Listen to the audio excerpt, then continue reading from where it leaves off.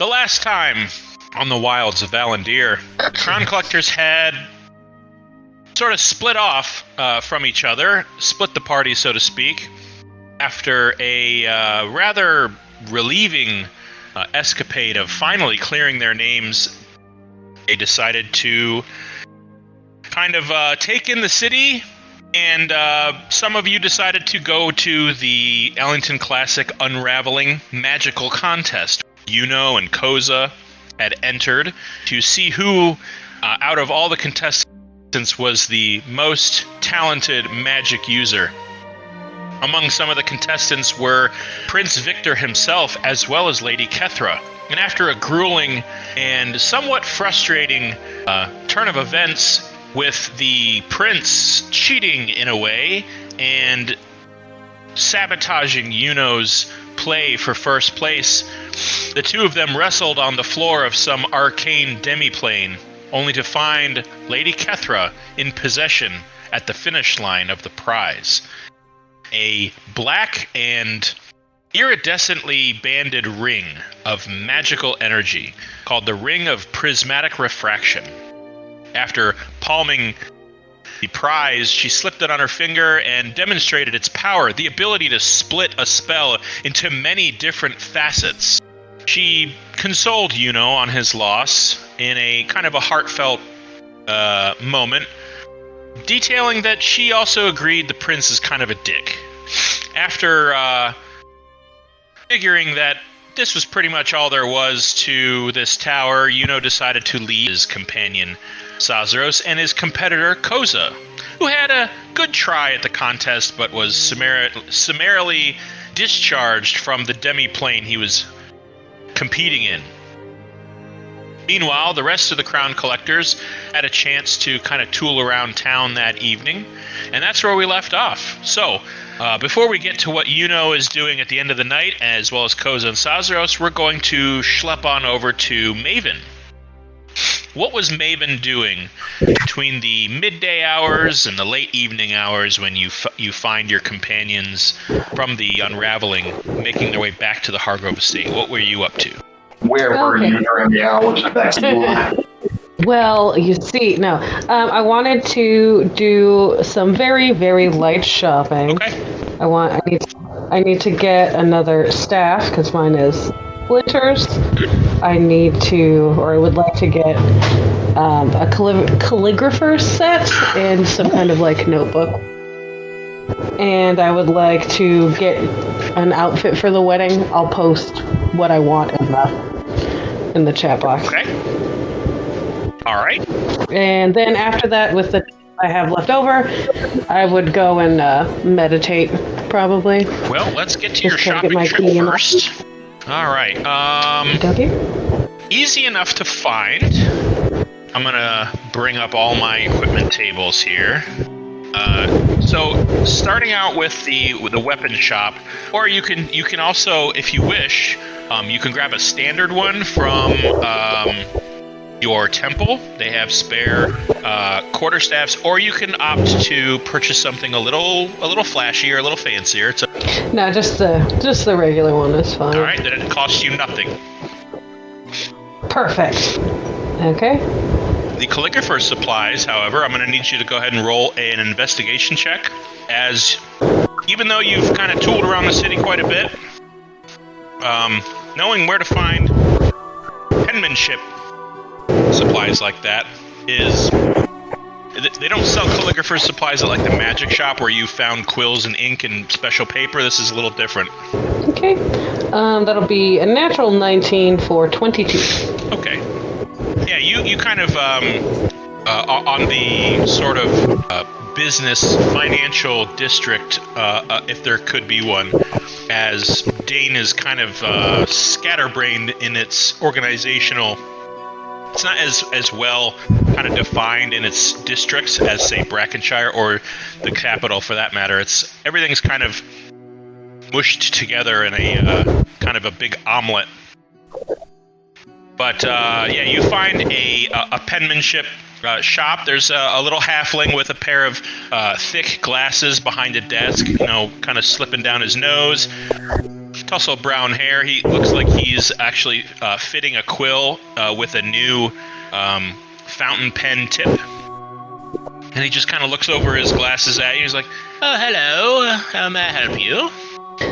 Hello. Oh, God. Okay, sorry. No, our neighbors just lit off fireworks and it scared the shit out of me. We're good.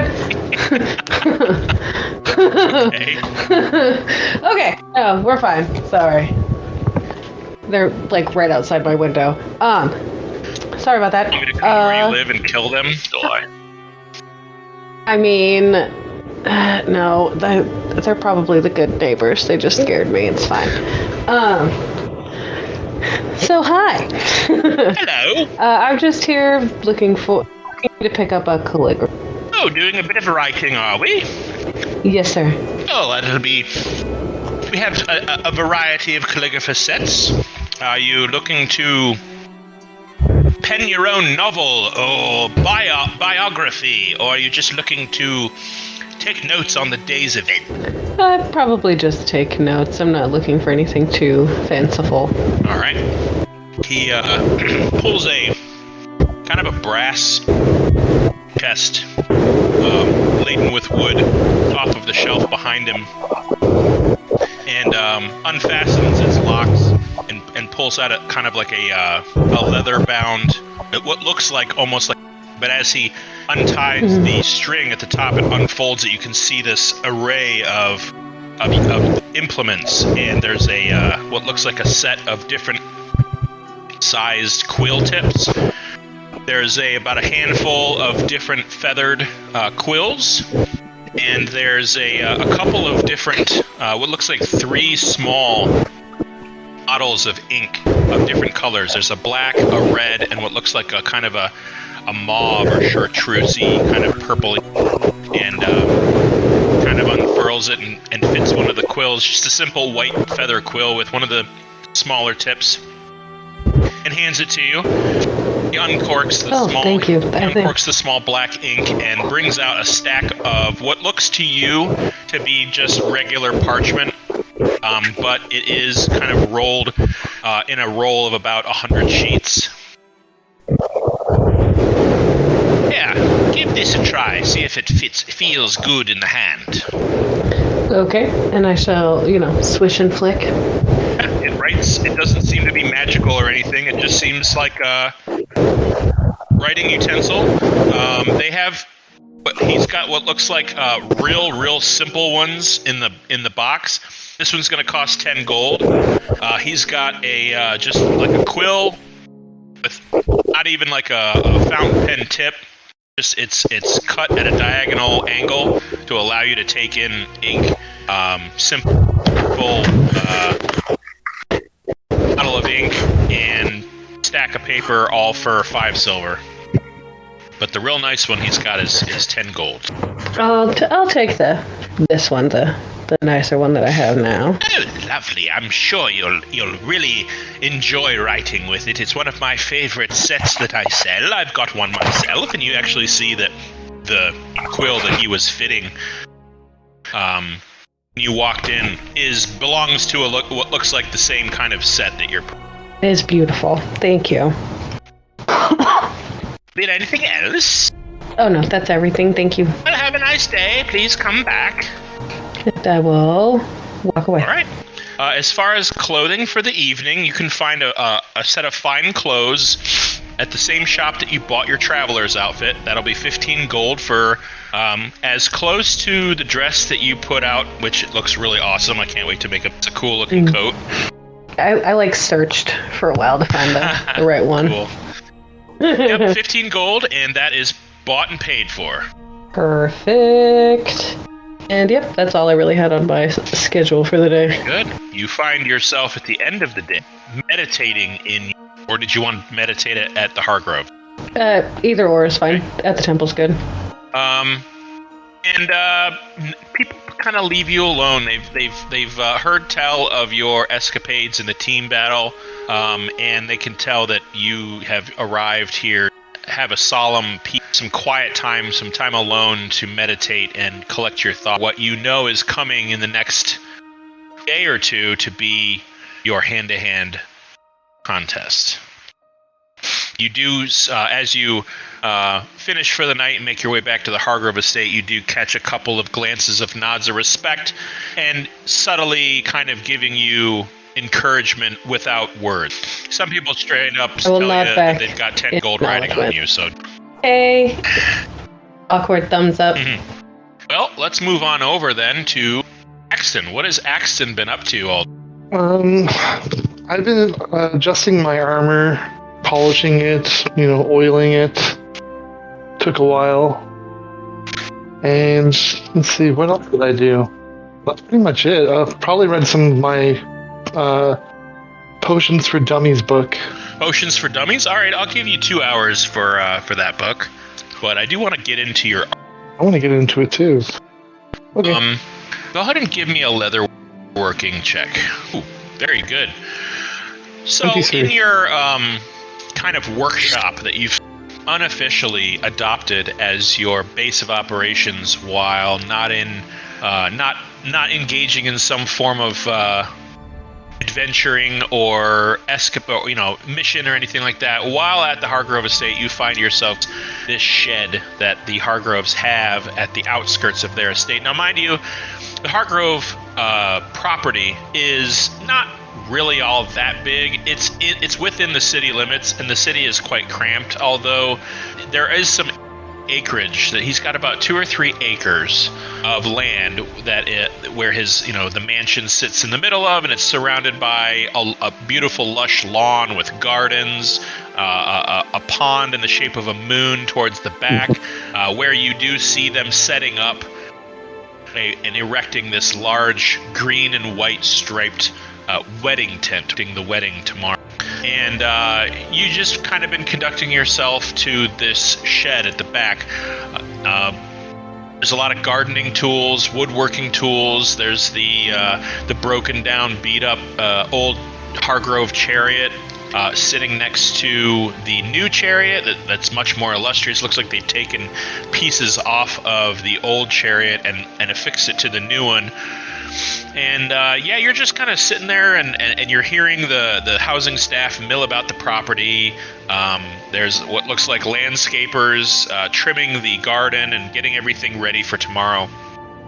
As you work on your armor, you notice that a couple of the straps are in need of replacement, and wear and tear has, it looks like a couple of slashes from a blade has kind of rendered one of the shoulder straps a bit useless, and kind of weaving the new straps in, you kind of feel that you've been wearing the shoulder pauldron a little wrong, like it's been sitting a little too high, and you making an adjustment with it, you get the feeling like you put it on afterwards, you're like, oh, that's much more comfortable, gives you a little more range of motion, and you successfully repair your armor and get it ready to be worn again. While oiling it, you notice that it's definitely functional at this point, but it has seen better days. You've taken quite a beating on this armor, and there's only so much that oil can do. Polish it before you get the feeling that some of the plates are starting to rust at the edges that, try as you may, oil isn't really going to fix. It's just too much damage done to it. It's not worthless yet, but you get the feeling that, someday soon you're probably going to want to replace, if not the plates that are damaged, the whole set itself. Okay. Well, that'll probably be my next option, is to either fix or make my own full plate. Cool. Well, that brings you to, I'd say, the supper hour, as you are reading your, what did you say, your alchemist book? Yes. All right, go ahead and... trying to learn... Go ahead. No, I'm just trying to learn how to do alchemy, that's all. Let's see here. You've got alchemist supplies, right? Okay. I do. I don't think you're proficient in them, though. Not yet. That's why I need 72 more hours of reading this book. Well, I'm going to say in your second hour of reading, you kind of get a wild hair up your ass to try and make a... You borrow a empty bottle, and you've got a muddler where you can crush herbs in this stone bowl with a little bit of household ingredients that you kind of tiptoe around the house. kind of gathering in between the rushed housing staff that's polishing and dusting and just milling about and like chickens with their heads cut off. You gather these supplies, hide away back to your shed. So with that, I'd like you to give me a Arcana check. Arcana? Okay. Critical. All right. So what you're able to do is, with this newfound crafting passion that you've found yourself, that you're able to imbue your armor with magic, you find yourself curious to what would happen if you tried to imbue the same magic in this newly made potion. And you find that the Allhammer guides your hands, but also seems a little frustrated that you're not using this crafting to make a weapon. So kind of like a way of saying, here's a little help, but next time make sure you're swinging steel. You feel this energy imbue into this small bottle. And seeing as you're not proficient with the tools, but you did succeed quite spectacularly, I'm going to give you a 1d4. So you succeeded in making kind of like it's kind of a weak potion. It's not a super powerful one, but it's, for your first try, it's quite a success. You can add that to your inventory. What kind of potion is it? You said it's a 1d4 potion? It's a lesser potion of healing, if you want to write that, and it's just 1d4. It's not plus anything. It's effectively, okay, so it's it's a little bit better than a good. Pretty good for my first try. Not bad. Pretty good indeed. Oh, I guess that's it. All right. And we lost the DM. There he is. Alrighty, let's move on over to Baranor. Baranor, you have had all afternoon. What you wish. What does Baranor do from midday until evening? Well, for some of it, I was accompanying Maven around, kind of just shooting the wind about how crazy that whole thing was with the Inquisitors. Or those people. And, but after she went to the temple, I broke off on my own. Kind of wandered a bit, but ended up, I think I would go to Fodal's. Fodal's, okay. Searching for some magical stuff. Easy enough to find. His tent is, just as cluttered and cramped as it was before. And, excuse me, adorning his typical black cloak, he floats in your direction with his limbs kind of waving up and down. Well, hello, Baranor, if I'm not mistaken.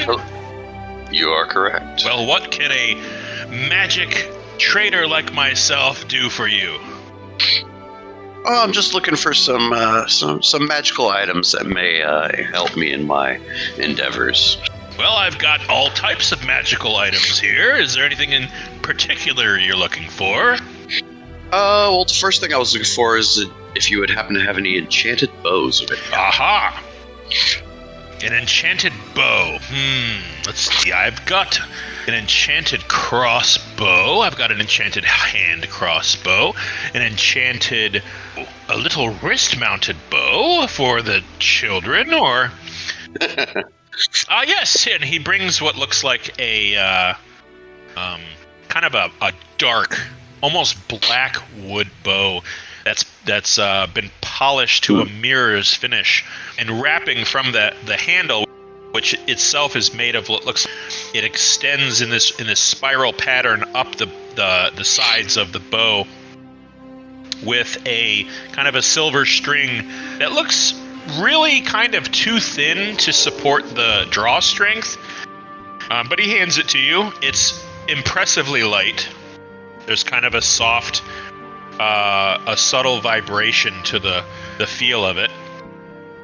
And while you're kind of palming that one, he brings down another one, which is what looks like a kind of like a green wood with a leaf pattern that rides up the sides. And it has kind of like a vine between the two ends, strung with almost like a piece of plant material vine. And finally, he brings a third one down, which looks extraordinarily unimpressive. It just looks like a wooden bow. But there are these little tiny pinpoints of orange light, beep, beep, beep, all the way up the front of the bow itself, all the way to the end. No string. Okay. What per se do each of these do? And Fodal kind of floats closer to you, and he kind of like laughs a little to himself, and you notice that the sound is not coming from his hood, it's coming from his chest. And he says, I thought you might ask that. And he kind of extends one of his limbs, very, very thin limbs, with a yellow glowing light coming from, and he brings over a quiver of arrows. Why don't you just go ahead and shoot in that direction? And he points to the back of his tent. And mind you, this tent's only about 20 feet by 20 feet. There's not a lot of room. You definitely get the feeling that if you shot an arrow in that direction, it might hit someone. Yeah. You're sure? He kind of leans in real close, and you can kind of get a look into his hood, and you see this. He doesn't looks like he. I mean, you can barely see. It's very dark. It's very shadowy. Doesn't look like he has a face. You just get this like glint off of something polished or shiny on the inside of his hood, and he goes, "Trust me, dude." I will trust you as. I mean, you're the arcane expert. That's right, I am. Give her a whirl. All right, I will take one of the bows and arrows and shoot it in that direction. I don't know, the black one. The black one first. All right. As you pull back on the silver string, it feels almost like piano cord. It's very, very strong for its thinness. And as you pull back on it, go ahead and make an attack. Oh, okay. I didn't even have my character sheet up yet. Well, get on it. You never know when the game's going to throw you into battle. I know. 22. 22. You pull back on the string, and as you pull back, the draw strength against your fingertips, you can see the arrow that you've knocked. The further back you pull it, the whole arrow starts to materialize a silver coloration, almost like it's being further back you draw it. And you let it fly, and as soon as you let it fly, he's going to use his reaction, and he opens up this black hole right where you've shot, and it swallows the arrow, and you see it actually impact on the ground about 3 feet in front of you, straight down where another hole has been opened. And as it hits, you see portal. The entire area around, probably about 3 feet around the arrow, is covered in chrome. And then it shrinks and kind of flakes away. This here is a very special bow. This has the ability to paralyze somebody and encase them in a silvery, platinum-like coating. Makes it difficult or impossible for them to move. It's an effect that you can use multiple times a day, as long as you roll high enough. All right. Interesting. All right. I'll shoot the green bow then. Green bow.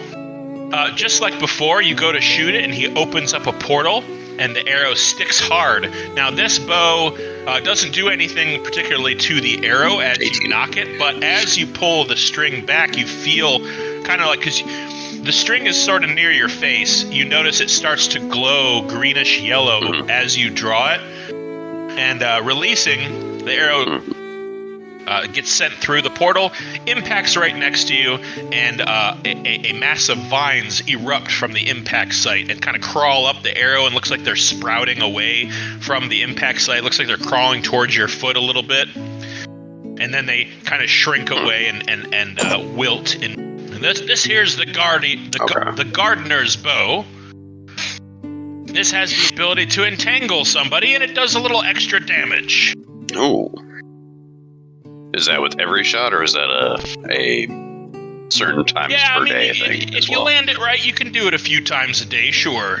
It's not, the magic isn't strong enough for you to do it every time you shoot it. Sure. Very nice.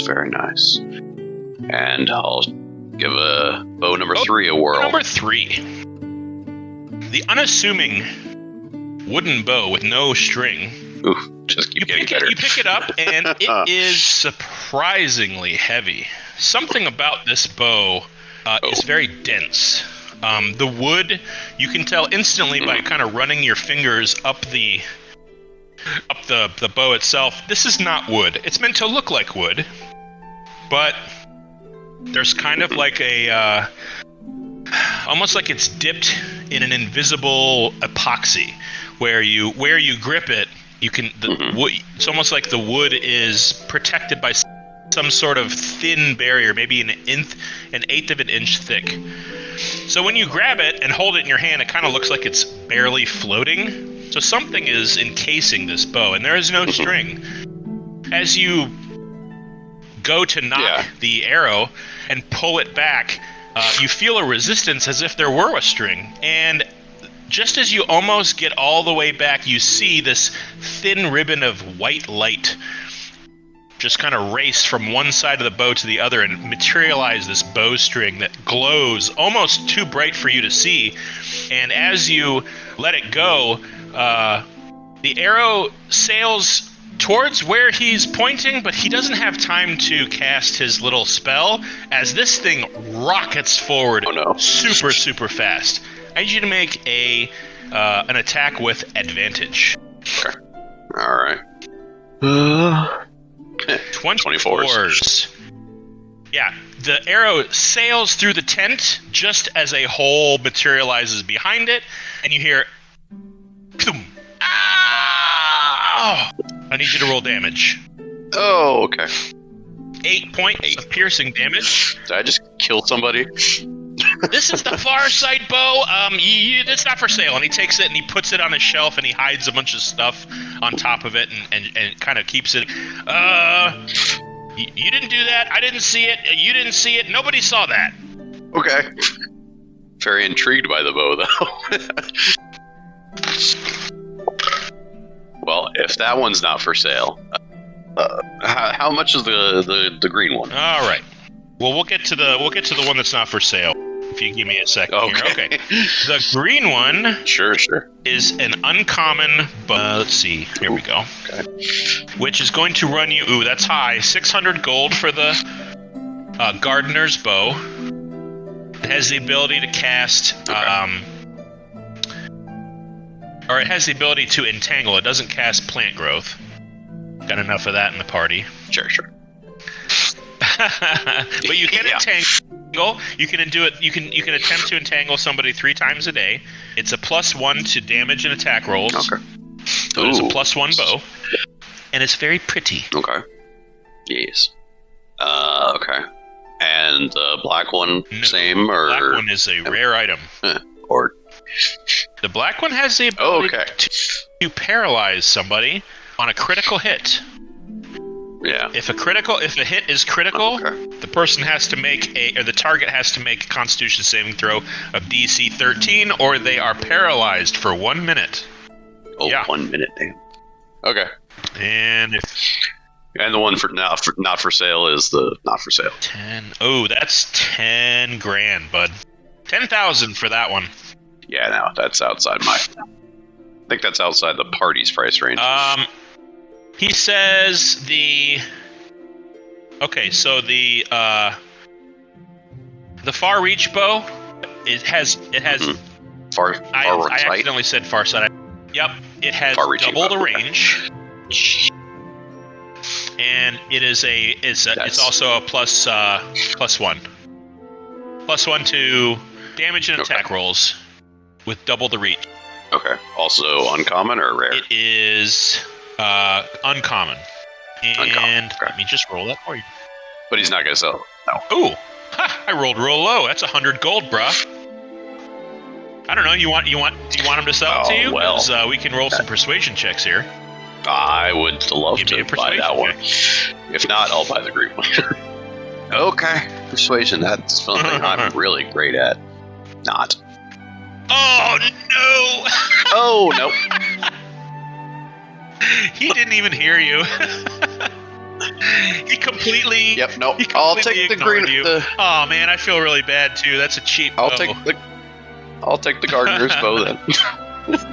Yeah, he wraps it in paper and. I just heard the Price is Right sad trombone noise. Yeah. That would have been terrifying with sharpshooter too. Would have been great. Twice that. That's what. I mean, you would 1,200 be. feet. I mean, for the most part, you can pretty much hit anything on any of my maps. But if this were like a thing where you wanted to like assassinate somebody or sniper somebody. All right. So the Do that from home. I'll stay here. You guys go ahead. Yeah. So I'll take the gardener's bow. Alrighty. It's yours for 600 gold. 600 gold, too easy. Also, I don't know if you would have these. What's the next thing? Okay. Looking for some gloves that would make my hands a little faster. A little faster, huh? Yes. Well, I've got some gloves of sure. I have some gloves of climbing, and he brings over a set of leather gloves with what looks like kind of brass studs all the way down to the fingertip, and lays those out. Because I don't think these will make you faster. They'll help you climb really well. Let's see. I've got gloves of the handshake, and he brings over a set of very fine-looking, kind of a red leather glove with what looks like a smooth in the back of on top of the palm.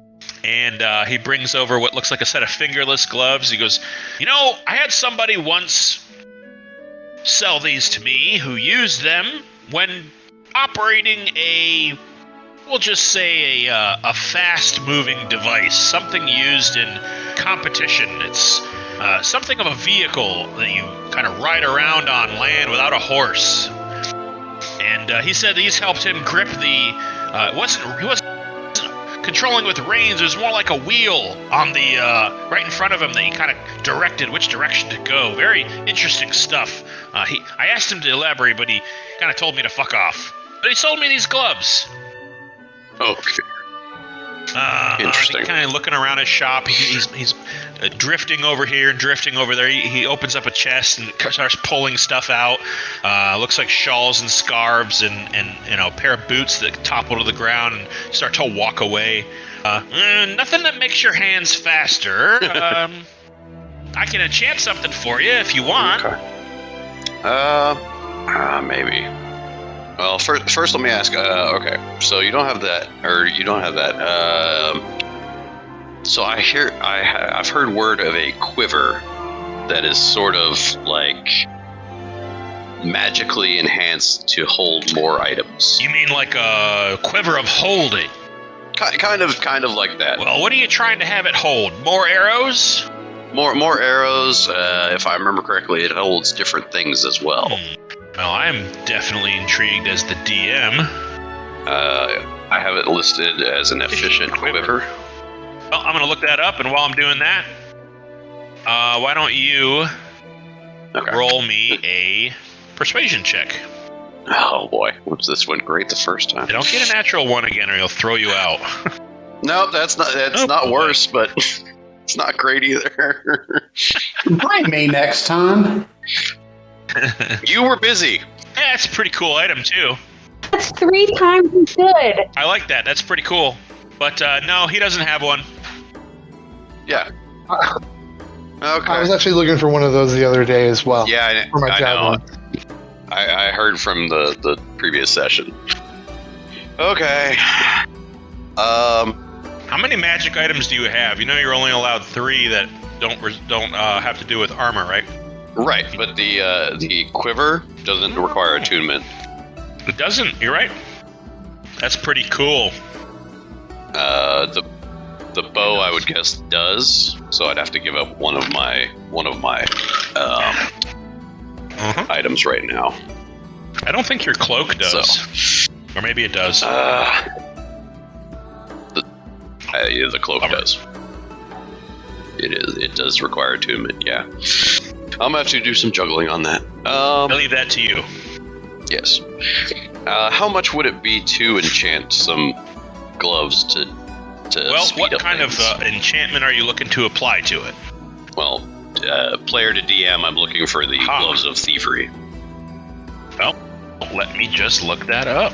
It helps if I know what it is. Gloves of thievery. Yes. Trying to role play. Ooh, it's an uncommon item. All right. It's going to cost... So he, like many...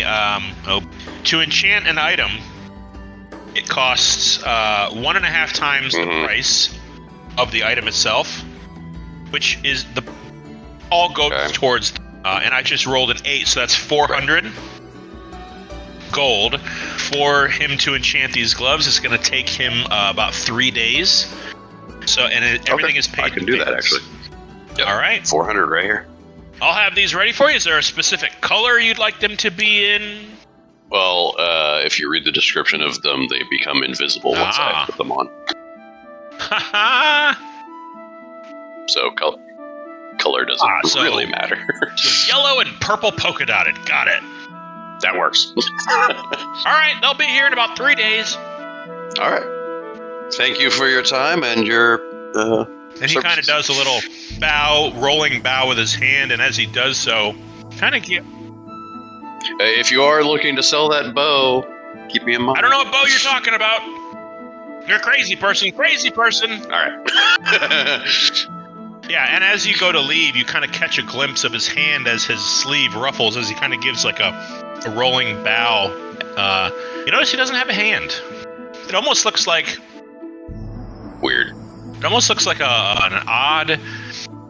Like, you just see the front, not the whole thing. You just see the front of what looks like maybe like a crystal, some kind of orb, where a hand should be. You don't know if it's some kind of prosthetic or what. It looks very similar to what you saw under his... Okay. All right, well, that's it for me. I gotta make some decisions on magical items, but I'm done for the day. Well, that kind of brings us to the end of that kind of recap. Bring everybody over to the Hargrove estate, as everybody seems to kind of be making their way back there at the same time.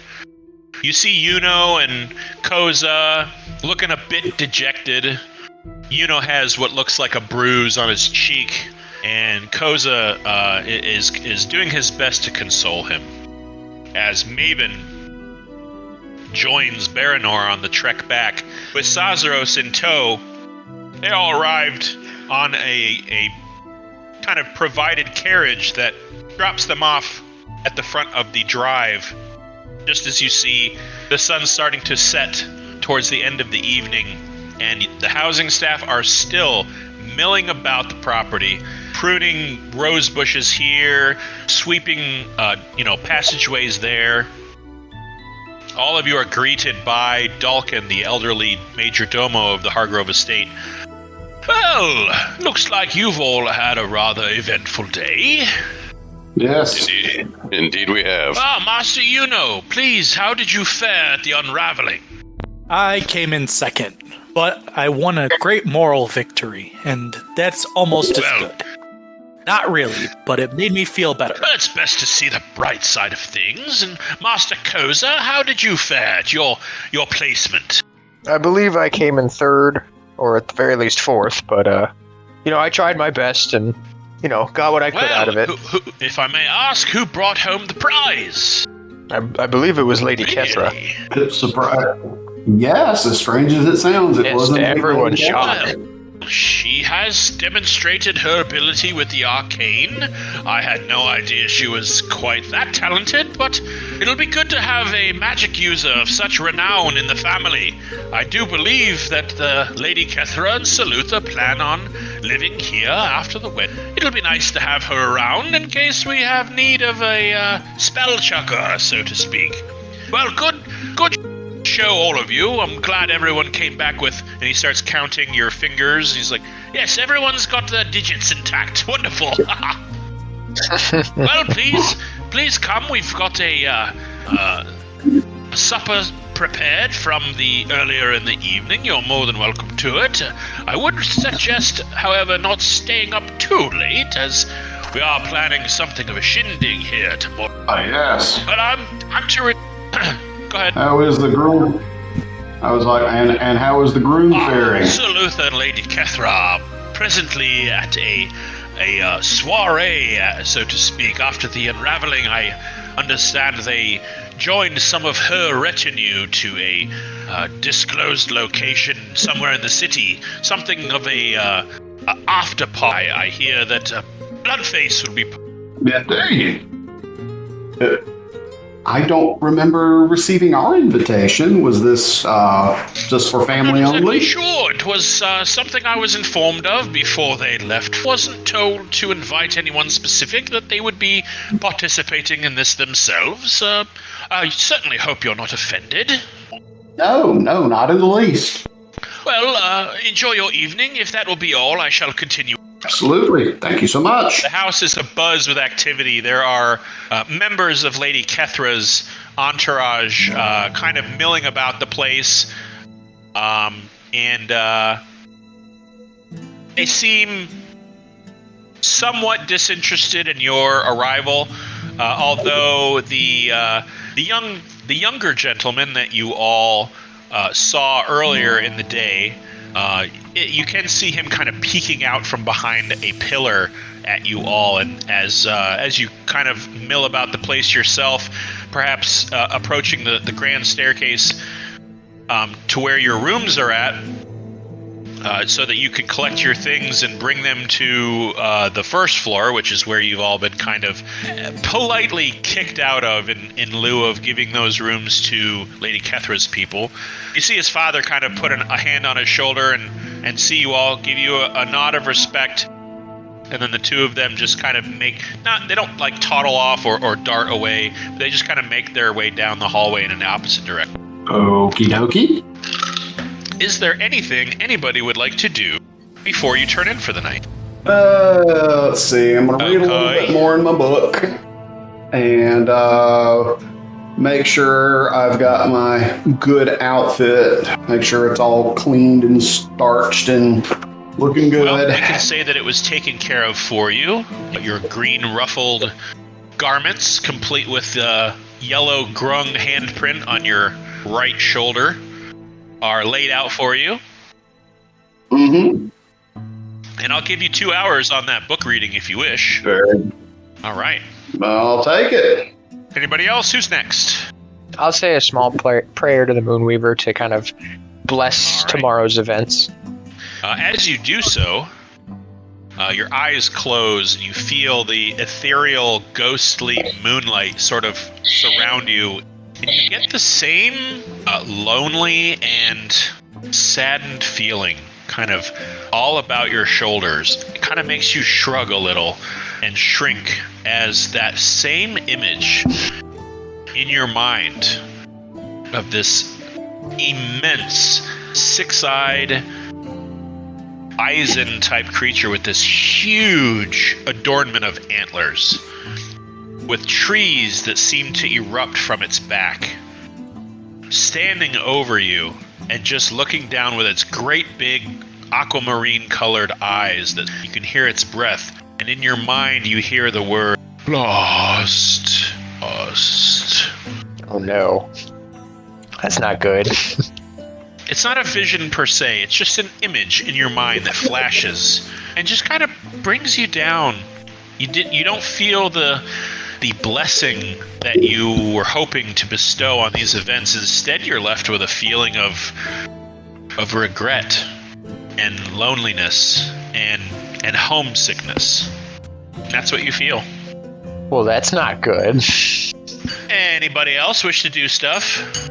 Going once, going twice, or forever hold your peace. I'll tidy up my normal I'm gonna- outfits. All right, one at a time. Axton, what are you doing? I'll just Yep. I'll just tidy up my All outfit right, for tomorrow. you've got a rather... I don't have any fancy. Oh, I don't really yes, have any fancy clothes, but Yeah, you have a very nice Oh, do you? black and silver jacket that, let's see here. How far back? I remember we did get some fancy clothes a while back, but That's right, when we went to the ball. Chronologically speaking, it wasn't that long ago. No, maybe It's been a couple maybe like a week and a since the half. Ball. Let's see how far back I gotta go. It just feels like months because it has been. All right, where is your pretty little outfit? Okay, yeah, you've got a rather handsome green and silver jacket with a white waistcoat and black slacks. Here, I'll just do this. This is what y'all wore to the ball. It's up to you. I guess Maven's going for a little more glitzy glam. This is what y'all looked like when you went to the ball. that's right. Yeah. Minus add gear, of course. Okay. Well, once I tidy up my outfit, I'll also give do some you an reading hour. if possible. Knock an hour off your reading if you wish. And Baranor, what were you up to? I'm going to unattune from my beast spawn ring and attune to the new bow. What was the first thing you said? You cut out a bit. Sorry. I'm going to unattune from my beast bond ring and attune to the new bow. I have spells that allow me to communicate with Luna. So, but before that, I communicate with her that I'm like, we're not going to be able to communicate the way we have been, but try and get my attention before if you want to communicate. Is she in the city with you, or do you usually leave her to her own devices in the wilds? I think lately she's been staying. She at the currently Hardwoods. responds, "Can't talk now. Hunting a cat." Oh, okay. Fair enough. You just got put on hold. You just got sent a voicemail by your wolf. Well, it's only when I'm within sight of them. Anyways, yeah. Then you hear, and then in your head you hear, So I'll "Got do it." that. All right. Okay. That's all. I'm gonna need those stats for that bow, by the way. Besides just being a +1. 3 times a day, you said? Yeah. Okay. I will write that up. I'll give you a magic item card. Alright. You can add it to your collection if you wish. Anywho, carry on. So, Yes. with all of you turning in for the night, I need Yuno, Sazaros, and Koza to all make perception checks for me, please. Not You're good running- for me. Joe, do you have No, I running do water not. behind? Hold on. Is that better? No, I still hear whatever that is in the background. Yeah, there's like a weird there we go. static Is that going better? on. You're good now. Oh, Okay. I have a fan Yes. on my computer because I'm poor and can't afford a new one. So my fan doesn't work, so I have a different fan on it. sure. No worries. Just sounded like Yeah, I running noticed that on water the last behind you. recording, and I'm pretty sure that was me, so... Bad. All right. So, I've got Yuno 12, Koza 16, and Kravish with a... Sorry, I need to start calling you Kravish. That's what you've decided to go back to, right? Yes, and I have taken the time to explain to particularly Baranor and Maven the circumstances and my reasoning for that. Totally understandable. Very, very secretive and secret agent-like is my other name. Well, unfortunately, Yuno and Kravish, I need you to pick something in your inventory and delete it. Oh no. Oh, what? There's a thief afoot. Oh no. And it's got to be pretty. I don't want you deleting a handful of rations. No. What do you guys got? And on the flip side, this is where you needed me. Yuno, what are you losing? I lose my Which wand. one? My normal arcane focus. Oh, I thought that was your Of dagger. identify? No. Oh, your other one. Well, I still have Yeah, the I thought- wand. The wand is still... It's still something I possess. It didn't turn into the dagger. Gotcha. You can have two things. Although that would Well, be you lost really a cool. real pretty wand. It's not in your room where you keep a lot of your stuff. Ah, something's happened to it. How about you, Kravish? Would you lose? Your shiny I lost my new cloak. Not wearing it? oh, wait. Oh no, that thing was cool. Yep. Oh man. Alright, who did I Anybody. catch trying to steal my shit? It's just that all your stuff is still there. Okay, so I'm a little Yeah, that wasn't ticked. cheap if I remember correctly. Did you lose something? No. No, it wasn't. Yeah, I once I noticed this, I kind of let out a roar. That was what was that a cloak of? The cloak of many fashions. You were looking forward That to thing those is cool. many different things you could turn it into at the wedding. Unfortunately, it's gone. Yep.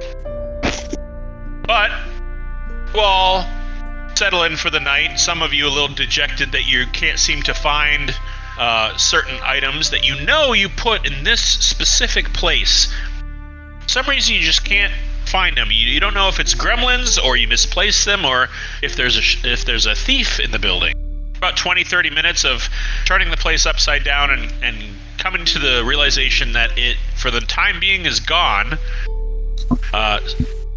Fatigue starts to take over you and you decide to may all apply a long rest. Can we not report it? What was that, bud? Oh, absolutely. I was like, can we not report it? Yeah, I'm gonna report it over to one of the house staff. Someone stole my friend's shit. Yeah. Yeah, you pass by one of the cleaners or one of the little women dressed in the kind of a maid's garb. She's in the middle of carrying what looks like an armful of sheets or towels from one room to another, and you kind of flag her down, and she looks genuinely distressed that something has been taken.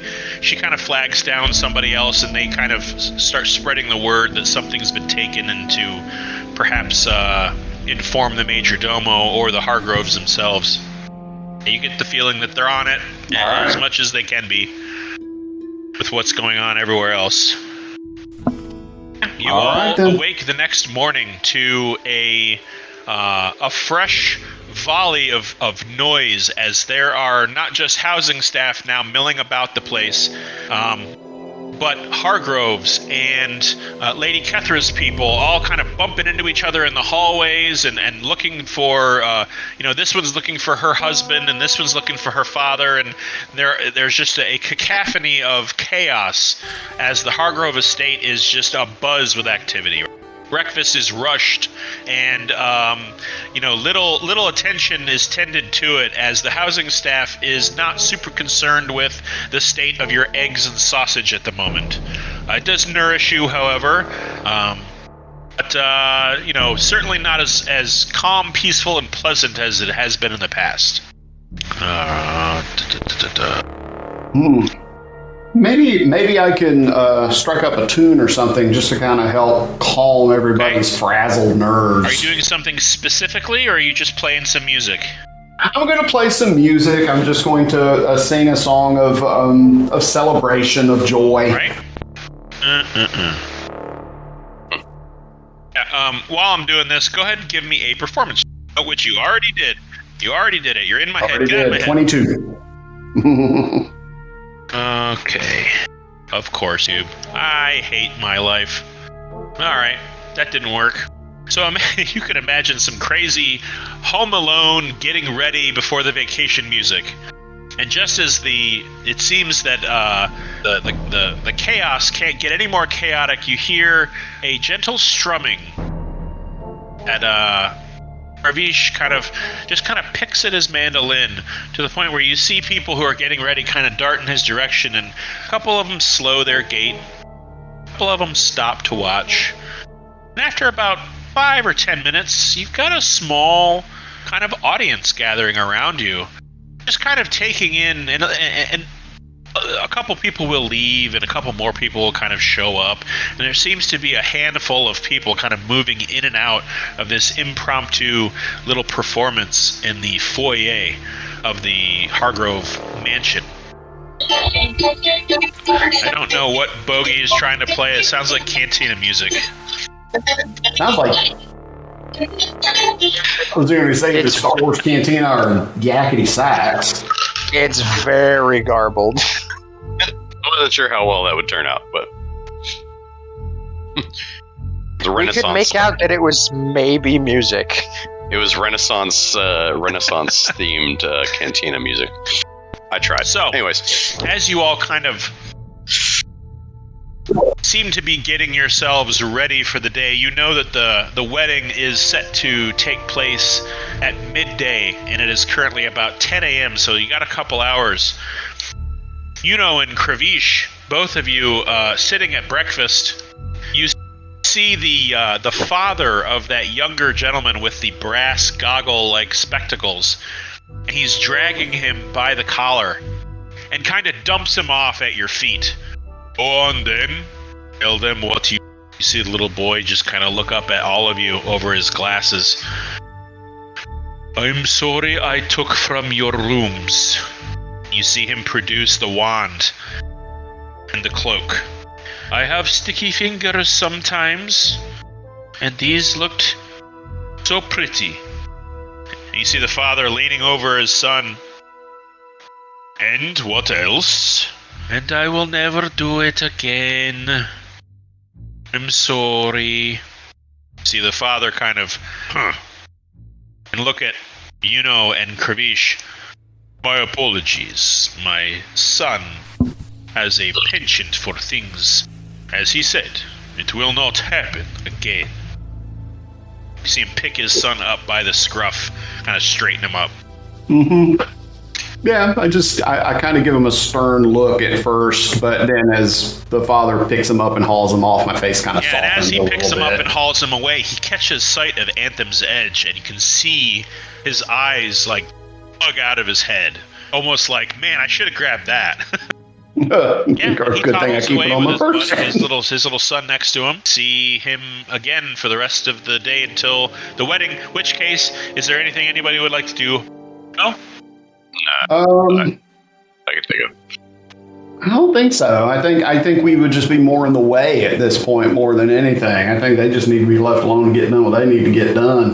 You hear the music swell as you are all brought to the rear of the estate, the backyard, so to speak, where there has been a wide arrangement of white wooden chairs split into two large groups, all facing a forward-facing direction. The white silk carpet strewn between these two groups. At the very end of the arrangement of furniture, you see this large wooden filigreed white silk hanging flowered door. And underneath this archway, you see Lady Kethra's main butler, Valandiir. Tall, lanky, older man with sort of sunken eyes and cheekbones, a monocle, and swept back grayish-white hair. He stands with his hands in front of him, clutching a book. And he's watching all of you, as well as the probably 50 to 100 wedding guests arrive and begin to be... As you all kind of stand at the back and kind of take the whole... You see a sight that you haven't seen in a little while, at least a couple days, and that is of the Hargrove clan. They make their way in, and you see Sir Thorsten kind of walk towards the front where he is meant to stand next to his brother who will be arriving shortly. You see his lovely wife Penelope with her young son Rhys. You see the elder Ulysses Hargrove, who looks like he's kind of entertaining young Rhys, who is trying to throw a ball, as well as several guests of theirs and members of the Hargrove family, some of which you've seen. They visibly look sort of contemporary with the rest of Dane. You know, colorful outfits, smiling faces, some exotic looks, very, very regal and noble and polite and friendly. What you see is this. Ooh. Yes, Sir Thorsten is in a very smart outfit with this fur collared cape dragging behind him, white gloves, black silk clothes. He just looks very, very smart. And Lady Penelope is escorted to a seat towards the front of the chairs, the audience, so to speak. And you also see members. Yeah, you also see members. Clarification. She's still very pregnant, right? She looks like she's about maybe 5 to 6 months along. She's got a baby bump, but it's not protruding. Okay. Yeah, it's only been about a month since you met these people, so when you first met her, she had a bit of a bump. It's a little bit bigger now, but not that much. She's definitely able to move on her own without assistance. But she's brought to the front and given a seat, and young Reese is sat down next to her as you see Thorsten make his way back and grab another guest and bring it. It almost seems like he's being tasked with that of the usher, as there are other members of Lady Kethra's retinue that are also guiding guests from Ryzazen and other parts of Mazira, which is what you've learned to be the southern continent directly south of Valandiir. As the kind of sanctuary fills with guests, and you all are given seats, kind of spread out amongst the groom side of the ceremony. Here, there is a hush crowd as everyone turns and the music swells. Very foreign and kind of a strange melody droning out of this large organ that's being played in the corner of the property. Everyone turns to see the Lady Kethra standing at the back, clutching a bouquet of flowers in a white and silver gown, a veil over her face. Even through the silk, you can see her piercing black eyes and her pale skin as she beams with pride and excitement. There are tears forming in the wells of her eyes, and you can see her hands trembling ever so slightly. She slowly makes her way down the procession towards her soon-to-be husband Luther, who is in a very grand and regal, dark-toned, sort of a tuxedo, sort of a suit of armor, with a long flowing cape behind him. Beams with pride and a smile ear to ear as his fiancée slowly makes her way down the aisle behind him in front of Vladimir. See this. Oh. The music comes to a hush. Vladimir looks at the two of them who are staring at each other. It is so rare that a joining between two nobles of such distinction, that it is to be celebrated, and it is to be marked. The Lady Kethra found her husband during a time of need within the wild, and Sir Luther found his wife when he was performing his duty. It is not every day that a pairing so perfectly materialized, and yet here we all on this day. You see him flip through his book. They go on to read folklore from Ryzazen and stories of valor from Valandiir, detailing what it takes to keep a bond strong throughout the year. They exchange vows that touch your heart. It's difficult to put into words how these two feel about each other, but they do their best. They begin to tear up, especially Lady Kethra, as she reads her vows to her husband. Exchange simple platinum bands, placing them each on each other's fingers. And as they do so, you can feel a warmth just sort of spread throughout the entire. As a member of Lady Kethra's family approaches a dais off to the side, they recall stories of Lady Kethra as a child and how she was rambunctious and an explorative soul who wished to see the world and capture all of it and be able to recall for other people, basically just spread her joy throughout everywhere she comes across. They also talk about the pitfalls of visiting a foreign land and how things are so different when you're away from home, but that it's easy to find familiarity in the heart of a noble man who comes to your aid during.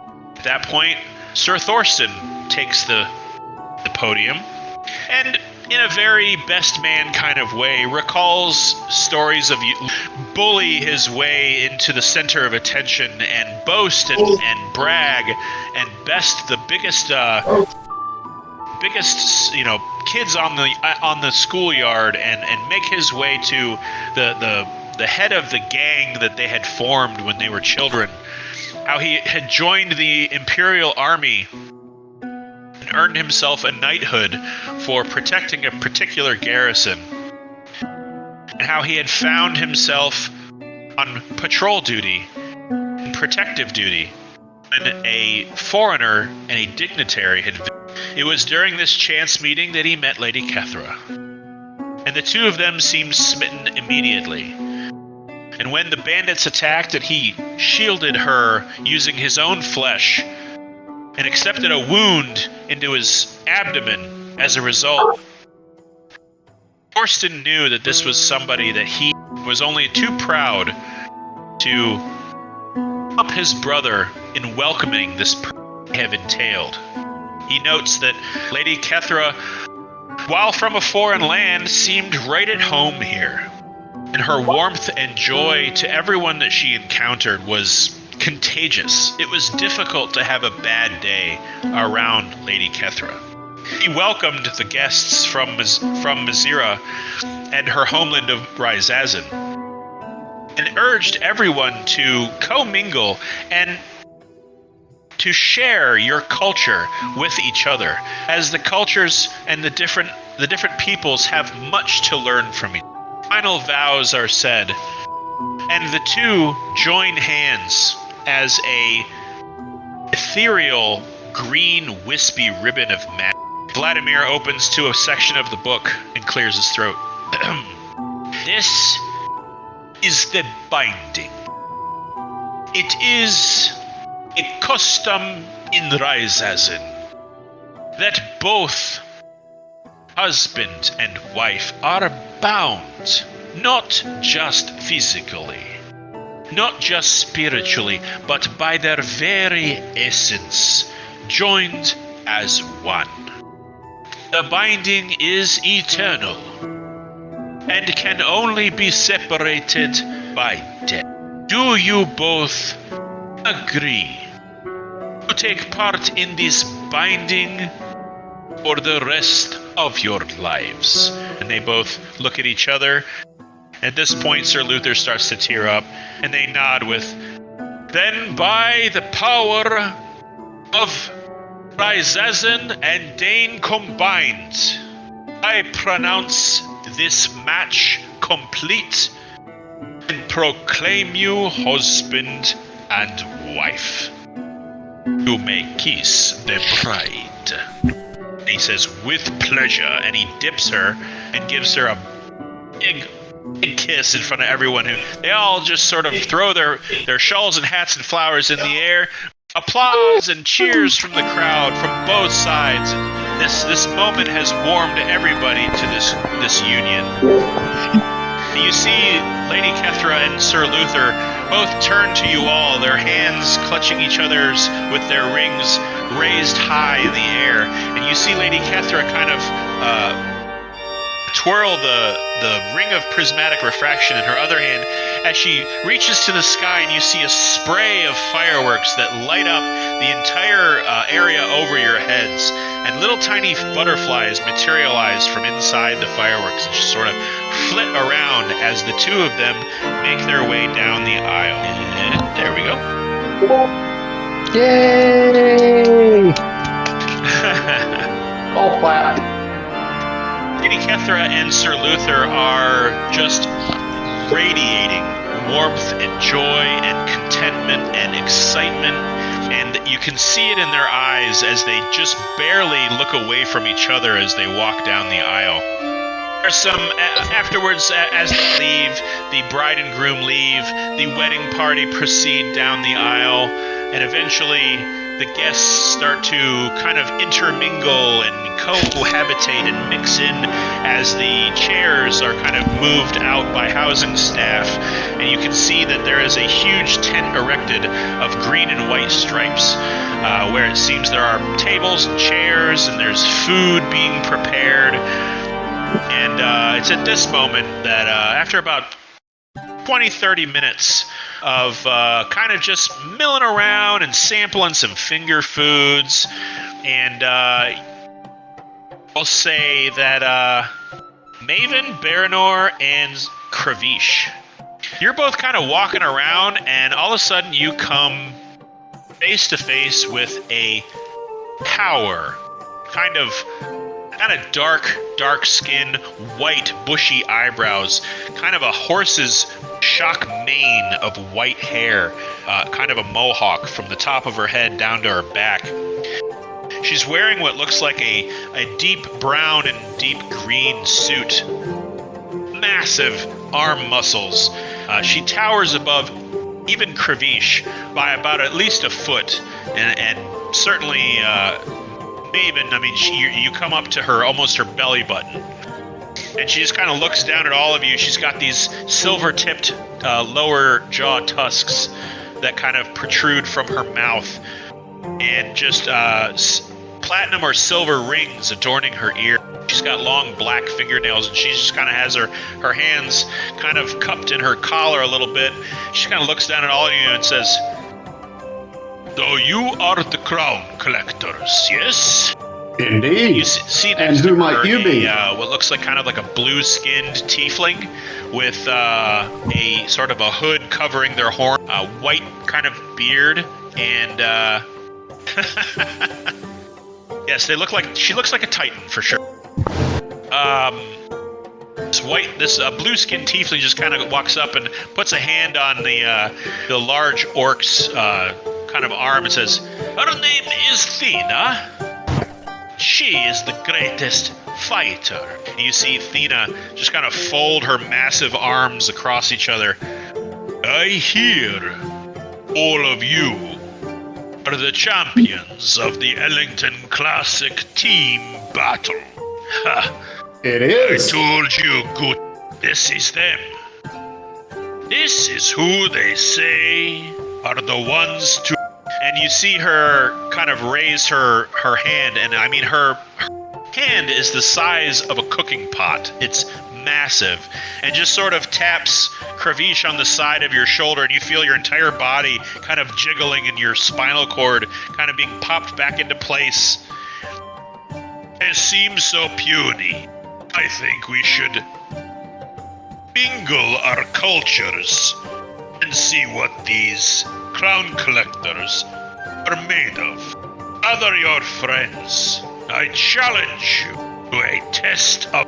And at this moment, you see people around you that hear kind of spread out a little bit and kind of give you a little bit of room, and you see about 3 or 4 others just sort of sidle up next to Thena and Gutar, and you see them kind of roll up their sleeves. "So, challengee's choice. Weapons and magic, or just fear?" You'll have to forgive us. I mean, we're not quite caught up on Ryzanson wedding traditions, but we didn't come with the expectation of fighting our way out of here. Sinks her forehead right into your nose. Just as you go to say that. That's a 22 to hit. A Kravish. And you see stars as it blasts you right in the nose with a headbutt that just sends you flying backwards for... It's going to be 6 points of bludgeoning damage. I'd like to immediately hit her. Roll an attack. And I'm going to move everybody over here. Alright. And let's see. everyone's kind of spread out to give you guys all room. Now, hold on, let me shrink you. That's where you are. I'm gonna put Yuno. I want you to put yourself right over here by the moon pool, as well as Koza. What the heck? It's a moon pool, and he thinks it's Friday. Let's bring her out. She's a big one. I'm gonna go ahead and show you what she looks like. Oh, I forgot to close this other thing. Hold on. It's a little moot now, but what the heck? I made it. That's super cute. Heart. What you do see now, however, is a little more menacing. She's just stacked. So she is here. Let's see. Where's that other dude? To be fair, I'm probably 5 feet. If she knocked me clean back, I'm probably more like here now. And let's see here. I don't have a ton of minis for bandits, so reuse some from your recent past. Okay, Maven, you were right next to her because you just got a shot in. So I would play yourself next to her. I'm feeling extra big today. Oh, crap. Yeah. Alright. And enter battle music. Alright, everybody, roll for initiative. As the wedding party has joined the outskirts to watch, you see Lady Kethra kind of put her hands together, big beaming smile across her face, and as Sir Luther Luther and Thorsten and Lady Penelope just kind of look around like, there's a fight now? But you notice that Lady Kethra's people are super, super into it. So we're going to add it to her. Everybody besides... Do I just get to hit her You're one really time, fast. or do I I'm hit gonna her give you twice? 2 I have 2 attacks for action. That's it. Perfect. That's all you get. Ooh, she did Love good. that. Very sure thing. Okay. What? Initiative. Baranor, you need to add yourself. Yep. He's up there. I'm getting it. He's doing initiative. Jesus Christ, Thomas. I would say throw those dice away, but They're digital dice. that's exactly the point. Sounds like you need a new computer. Jail. I like my computer though. Yeah, he loves this game. Okay. It looks like So, everybody's on there. Wow. So, Kravish, you feel partially blinded. There are stars and birdies just kind of flying around your face as you kind of sit kind of facing upward, your back in the grass. As you hear everybody just kind of go, oh! And you see Thena just kind of lean over you and say, so, weapons or fists? I'm gonna hit her in the face twice. First roll was a 19, second one She was is a not 20. wearing armor. She's wearing a very nice suit. Yeah, we all are. I would 11 say and 9, so 20 everybody is without your armor bonuses, so figure that out. Oh no, I have to do nothing. Yeah. I have to subtract 0. Yeah, 20 points of total damage. Don't be hitting my friends in the face. Well, you're not. If I could you're do a flurry behind of her, you're not blows, hitting her in I the would do that face. right You're now. hitting her in the back of the head. But But that's your choice. All right. whatever. You said 20 points. Attacks she could do. Perfect. Yeah. 20. All right. You've got another attack, right? So that was for both. Can I do yeah. flurry of blows? Because I'll spend a key point and do that right now too. Okay, well then we'll do that. That's a natural 20. Woo woo! Boom, boom! Like a fucking freight train, you come bursting out of the gate, sucker punching Thena right in the back of the head. We should all pursue a path of inner peace, motherfucker. That'll be All right. 9 points of bludgeoning good. damage. Rolled real well. Damn. 8 Alrighty. points of psychic damage, as if I'm wearing my gloves, obviously. And then That the does last not hit. one is 17 to hit. Okay. All right. And yep, that'll We are be now in official everything I turn can do. order. Kravish, as you get up and stand to your feet, I'm not going to dock you any speed if you want to use speed, but you are just like you've got a blinding, splitting headache, right? You're afraid that your scales may have actually been cracked. That was a thunderous wallop of a headbutt that Thena pasted on your face. She's just sneering at you. I'm going to use my movement. Well, first, I'm going to use my action to cast Dissonant Whispers. Basically, like going in and out. It's like, I prefer to use my wits. That's a natural 1. 13 points you of just got into psychic her head big damage. time. Like she's challenged you to this test of strength, and you just kind of fought her back with a I use my words kind of a thing, and it just kind of infuriates her to the point where she even seems to be stumbling in place. Yeah, because she has to use her reaction to Alright, move as she's far gonna as her move speed past allows away from it. Maven, who gets an opportunity of attack. She's walking by you. Nope, you just kind of swat at her. 14. She just kind of stands over here next to her buddy. All right. Ravish, anything else? Let me check. I am going to look over towards Maven. I'm going to give her words of thanks and appreciation for her quick thinking, and I'm going to give her a die of bardic inspiration for that. Thank you, thank you. Is it a D? I'm not sure what. A D8 Thank you. for any ability check, attack, roll, or saving throw. Thank you much. Welcome. And now I appear to be in better. Wait a minute. Now, these folks over here, this person, who is this person here? That's a bad Is guy. that an opponent? Here, you know what? Just to And refresh everyone's this one memory, let's here. pretend that these are all these people. You can choose which one you want to punch.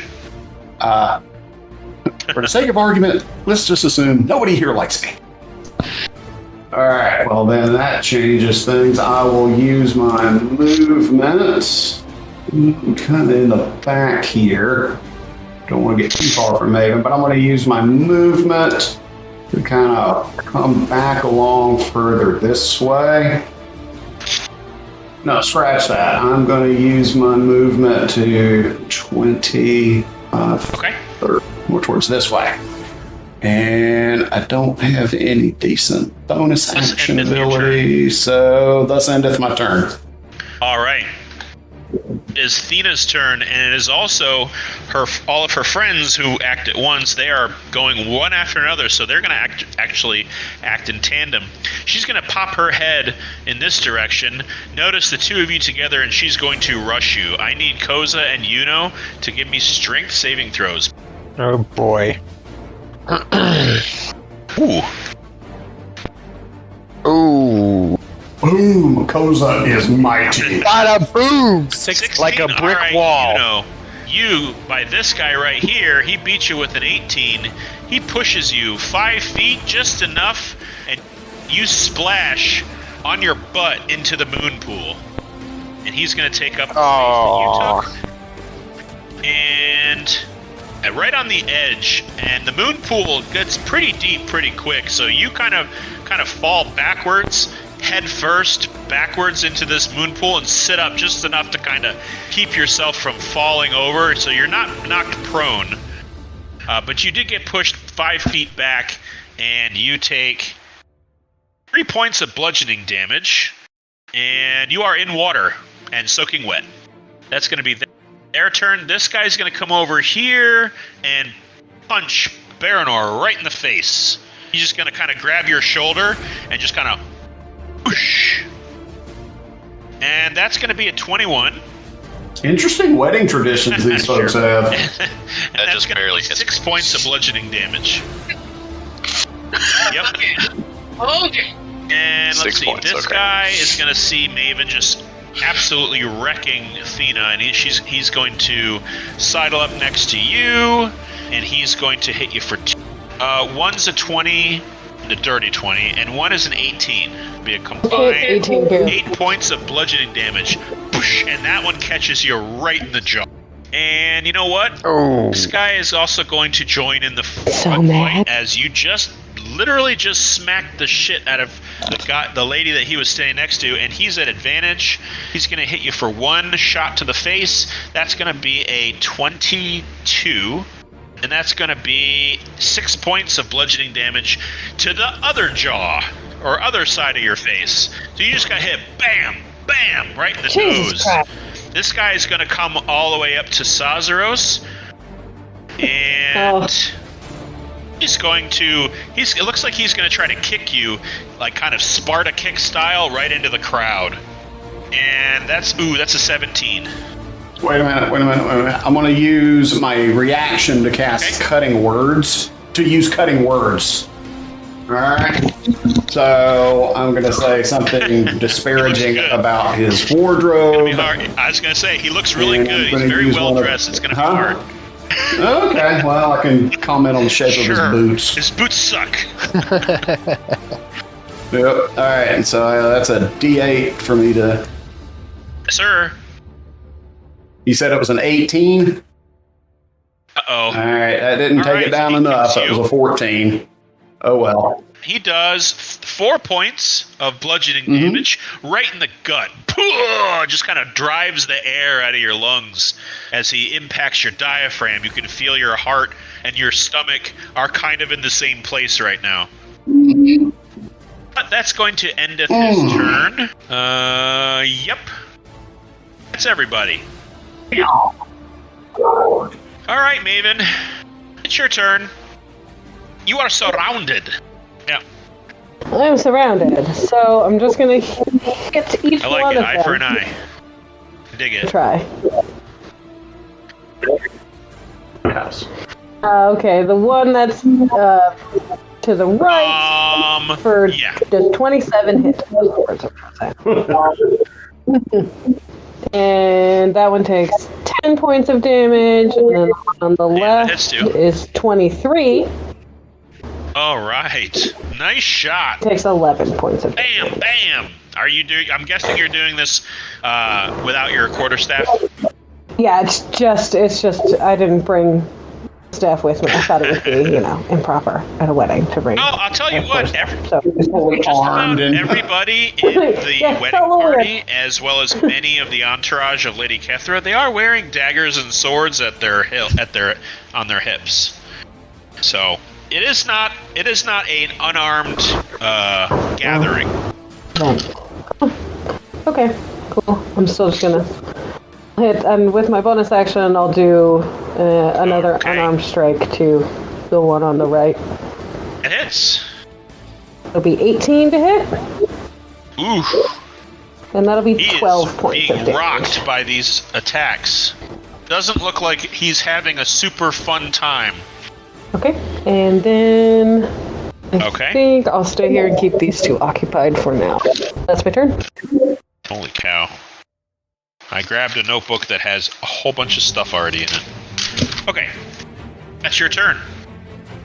Axton Woodman Bloom, what would you like to do? I'm going to look around the crowd and see Okay, if I can find a make a weapon perception that would be suitable for me. 25. Okay, I will say that you notice that this guy has what looks like a longsword strapped to his hip. I shout He to kind him, of looks hand me down your at it, sword. looks at you, and he's like, okay. You notice that this is one of the Hargroves side of the wedding party. He just kind of unsheaths it and just sort of like sticks it out and hands it to you, and he's like, don't break it. Okay, you may If I add do, a I will long replace sword, it. just a typical long sword to your inventory, and use the stats for that. Okay, take a second to add it to my inventory. There. Longswords are 1d8s, correct? Correct. And as Yeah, you I think that'll brandish do. this sword and come flying at this dude with murderous intent, he kind of looks.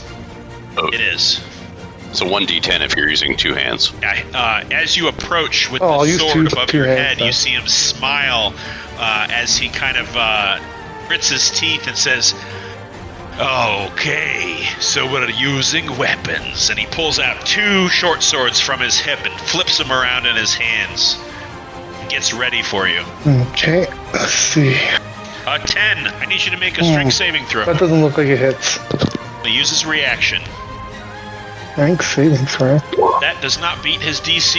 So he's going to take his two short swords and kind of spin one of them around your wrist just enough to like slice your hand to where you drop the sword, and he flicks it away. You have been disarmed. Your sword is... Hey man, you real came at him fun. with a sword. Uh-huh. Let's just say Real this life torch riot. is your right here. Okay, well then I guess we'll have to try to, I don't know, Punch with your meat fist. punch him with my fist.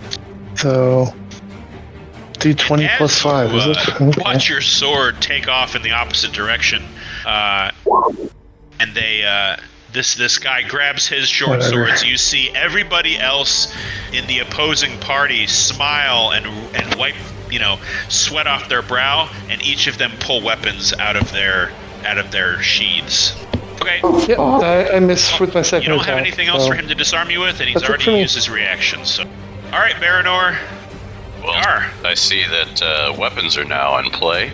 I'm going to draw the wind razor, and I'm going to hunter's mark the guy in front of me. As a bonus action, I'm going to move over here and Okay. give him an attack. Yes, you are So flanking. that's with advantage for flanking. All right. Wind razor. 18 hits. 18. 8 slashing. Oh, plus. Huh? Oh, I guess that would get sneak attack damage too. So 2 for hunter's mark, 5 for sneak attack, and then second attack. That's a 20. No, close. So 10 slashing, and then hunter's mark will do 6 more damage. So that's quick math here. 15 on the first one, Wow. 16 now, 31 points total. Yeah. That's going to leave a mark. Okay. Yeah, you kind of catch him right on the top of the shoulder, and he just kind of looks down at his clothes. It looks like you've sliced his tie in half. He just looks down, and he looks up at you, and he's like... I'm assuming you we're all kinda see doing him non-lethal look to the attacks left, here. to the so- right, like, right, we'll do non-lethal. Okay. Yeah, Never mind. non-lethal, guys. No, No, I don't know. No, I'm talking your life. DM Do you, man. wise. Yeah. Okay. All right, Yuno. All right. Violence You was are never. soaking wet Peace was never an option. in Got the it. moon pool. You just got pushed into it by this frickin' guy. All right, Yuno's gonna stand up and telekinetically shove this Yeah. dude Let's do a strength. Yeah, right that's here. So he's got to make a 6. strength save. Yeah, so he gets pushed back 5 feet because fuck him. Koza, you get an opportunity of attack.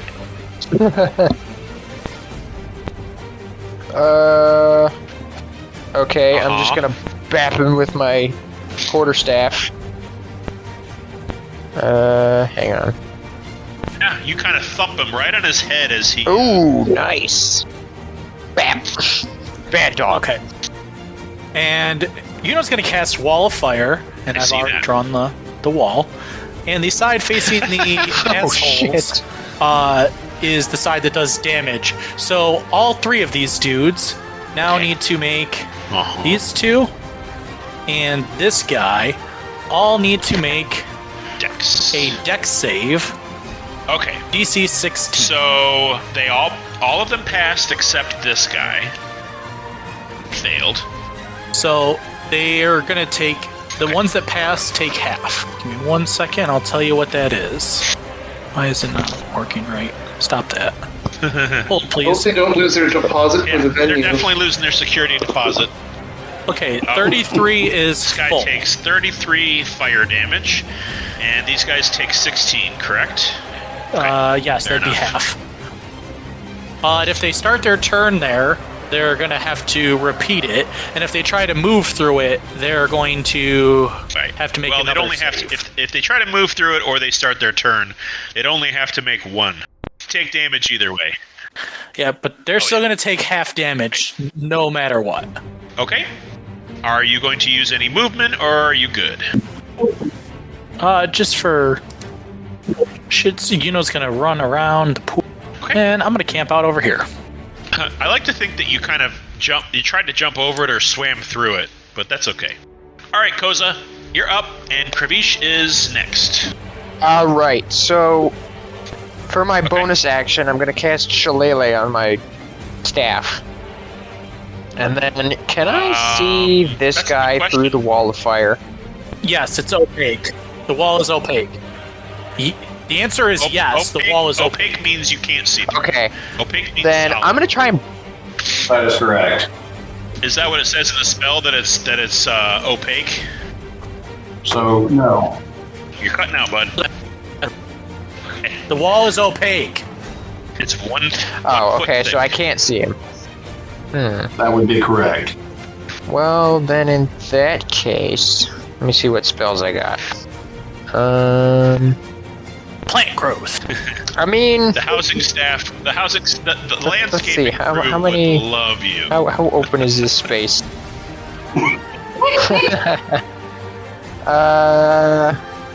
I think Yuno might be onto something. Although I won't cast plant growth because that's just a All bit the too guests are big. Like, what the fuck? I am, however, going to cast Entangle if it doesn't require me to see where I'm casting it. I mean, you could literally move. Um, You could move right here and be able to see Nope. everybody. Alright, well then I'll do that Sprinkling first. advice. And cast Entangle right here. Let me draw that circle. It's a by 20 circle, so like kind of that. So all that is entangled, All right. and Just the two of them, they right? have to make a strength save. Let's see here. Yep. What's the DC? Okay, so she passed, and he got a 14. 8. So he is entangled. Clunk. He is restrained. Got it. He is restrained. Okay. Anything else? Okie doke. Nope, that'll end my turn. Okay, Kravish. You're next. All right, let me check. All right, I am going to similar attack with it. I'm going to take my movement 5, 10, 15. I'm going to use my action to cast Tasha's All right. Hideous That's a Laughter wisdom. on that guy. That's a All 14. right. Damn it. So, yeah, DC 15 Wisdom. So he drops prone. And Yep. What do you call a nervous patrol guard? A real Shakespeare. this is a good thing. He's laughing. Damn it. Crap. He is prone and incapacitated. You got two of my dudes kind of out of sorts. All right. Anything else? Yeah, I'm going to use. Oh, wait a minute. I'm gonna stay right here so that I can keep an eye right over Okay. this way on Maven and her folks. Now, let's get as far as a bonus action. I don't think anybody's that jacked up right now, so I will hold firm. Okay. So And thus endeth my turn. it's Thena's turn. You see her from her waistcoat, 2 objects from her pockets, and it looks like a set of brass rings, and she slips one device on each hand, and on the top of these rings, there's 4, one for each finger, is what looks like a red jewel. And as she kind of punches her fists together, you see these red jewels spark to life with this weird electricity that ripples across her hands. She just smiles through the wall of fire and darts through it toward right there. So she's going to take another dex save. That's a 19. So go ahead and roll your wall of fire damage. Her speed might also be reduced because of entangle. Definitely moved within half her speed. What is entangle anyway?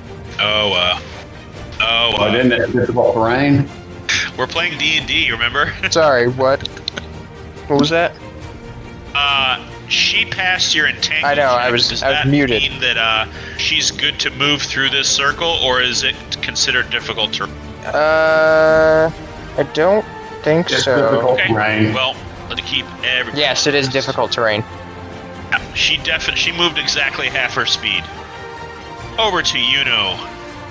She's going to make 2 attacks using these very interesting looking magical brass knuckle. One's a 26, the other is a 19. Yuno? Hello? I haven't made any damage yet, I just hit him Is he with a still 26 calculating the and a damage? Oh yeah. I mean, it's through the wall of fire. Kenny, you're muted. Sorry, my microphone cut out. I have no idea what's going on. Well, to bring you up to speed, it's not good. Thena has crossed through your wall of fire. She got a 19 on her dex save for the wall of fire. So if you want to roll damage on that. And then she hits you in the face with her brass knuckles that have these weird glowing red crystals in them. And she hits you for a 26, and she hits you again for an 18. She's gonna take 13 All points right. of fire damage first, and I'm gonna use shield. So the first one will hit, but the Okay. second one will not. As she hits you, your first reaction is to throw up this shield, and you see her fist kind of bang off of the ethereal energy you've put forth. But her other punch, she rears back and just swats you right in the face. You feel this shocking white hot pain ripple through your jaw at the impact site. Your face is thrown backwards. You feel a scorching, spreading, searing agony just sort of ripple through your whole head and down halfway through your body. You take 11 points of fire damage and 6 points of bludgeoning damage. Just rocked. Ouch. She is then going to, you know what? She's going to spend her action surge. What the hell? And she's going to turn around, seeing that she's just kind of cold cocked the hell out of you. She's going to spin around and go over here, so you get an opportunity of attack, Mr. Yuno, and she's going to attack Koza. Oh no. Not little old me. What did I ever do to you? We showed up. 13 unfortunately. probably does not hit. Yeah, you're kind of holding your jaw and just seeing white all around you. You just kind of swat away, and you hit nothing but air. Koza, she hits you with an 18, and she hits you again with a 22. Oh no. You see her as she's running towards Oh, you. You God. see her fists. She kind of beats her fists together, and these sparks of red electricity just erupt from her hands. And she comes at you fist first and just clocks you right in the face. And she hits you. Those both hit, right? All right. One is 9 points of fire. Yeah. 4 points of bludgeoning. The other is 10 points of fire. And 1 point of bludgeoning. Lucked out on that second hit. Alright, what is that all total? Total is gonna be. What is that total damage? Oh. It's gonna be a total of 23. Fire and. Holy bludgeoning. shit. Just drop it. Yeah, That Tina's was not over messing half around. my She's health going full points. broke. That's going to be her turn, though. Well, So god this dang. guy, feeling a little... he doesn't like being surrounded. He is going to drop... He's going to pull a little, what looks like a milky white pebble out of his pouch. He's going to shatter it on the ground. I need a Baranor and Axton to both make perception check. Alright. Waiting on Bogey. There you go. Ooh! Baranor. So, you see... Let's see here. Well, that was with So perception. all with of this space advantage. here... Oh, wait a minute. But it's the first one anyway. What the hell is that? Alright. All of this space here is obscured. And you saw him try to whip around here to this side of Axton, but you both saw him. So, Baranor, you definitely get an attack of opportunity as you got a natural 20 on your perception. Damn it. Oh! I guess that should have been. That should have been with advantage. Yeah, I you know guess, what? right? You got a natural 20 on your perception. I'll give you flanking him at the advantage time. on that. Oh! All right, I'll roll a second My one. God. Yeah. Well, Okay. all right. So that's that, and Hunter's Mark. So, You All the double damage. all dice roll, do you not? so double the. So You don't Okay, double so your that's- modifiers, though. 15 You points just of damage. double the dice rolls. Oh, okay. Sorry, roll 20. Okay. I'll let you double that 9. So yeah. Okay. Well, no, the 9 is already doubled. Oh, I see. Oh, Yeah, if you Yeah, look at if you the hover map, over it, it shows you the it map. rolled a 4, so it's 4 It's plus 4 plus 1. Yeah. 15. Yeah, he drops. Okay. So yeah. So 15. So 15. He tried to. damage. He tried to kind of pull a fast one on you, and instead he got. Does he drop? Super hard with the wind razor and drops. So I would say he doesn't even make it over there. anyway, there, yeah. He Does he learns obscure- Baranor No, he faster dropped still. an item that is shattered. Does the and he obscurity, rubbed the smoke that made this go whole away? area. I hear Kenny trying to say something. What's up? Rude. As a point of order, Ninjas. just as a reminder, these two dudes have to make dex saves. Well, he's Same not conscious. unconscious. He's incapacitated. He's not unconscious though. Wow. He's This incapacitated. guy, Can't this move. guy is definitely and bleeding out because holy crap, the wind razor. All right, dex saves. Hold on. Oh no, you're. That would actually be 4 more points of damage just for point of order. Well, he's not dead. Yeah. All it says is that an So he's gonna take incapacitated his- creature they're gonna can't take take his dex actions save. or reactions. What about restraint? 0. Attack rolls against creature have advantage. They have disadvantage. The disadvantage on dex saves, so he is at disadvantage. Okay, that's what I wanted to know. Which is crazy to think that the other guy's Alright, not at so- disadvantage because he's on the ground One guy, double over okay, laughing. this guy got a natural 3 and a natural damn 20. This guy got a 17. His dex save. So he failed, and he got a 17. So full is 28. Alrighty. This guy is still up, but he is not super happy right now. Let me think. This guy's incapacitated, right? Let me think. I need to look up evasion. Reaction. If he took damage, he needs to make another wisdom saving throw. Evasion? With advantage because it was triggered by I'm damage. sorry, what? I said for the dude right over here that's incapacitated from Tasha's laughter, at the end of each of his turn and each time it takes damage, the target makes another wisdom saving throw. He has advantage on the That saving is a throw if it's natural triggered 20 by and an damage. 18. So he's up.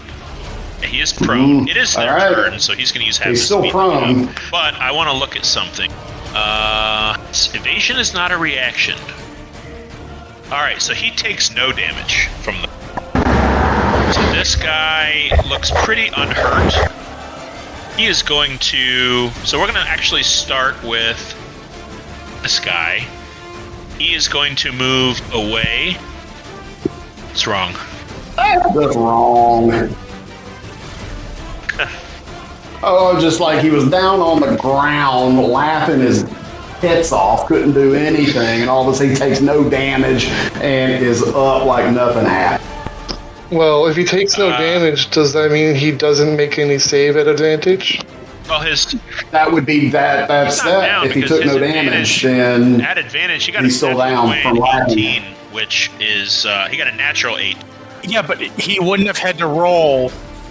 He wouldn't have had to roll if he didn't take any damage. It's the start of his turn. He's got to take it anyway, or the end of his turn. At the end. So that's at the end of the turn. Guy's going to do at the end of his turn. But this guy, is he technically 5 feet away? Okay. Yeah, he is. So with entangle, what do I have to do to get out of entangle there, Mr. Noah? Or is he just entangled? He's incapacitated. Muted, Noah. You were talking for a second, and then you muted.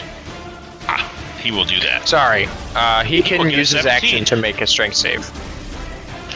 Sorry. Fuck. Well, that and when Koza gets a chance, he's going to disable Entangle. He's going to use... Okay, well, it's still difficult terrain. Yeah, but like... Twice. He's used, I guess 20 feet to get here, or 10 feet to get here. So now he's only got...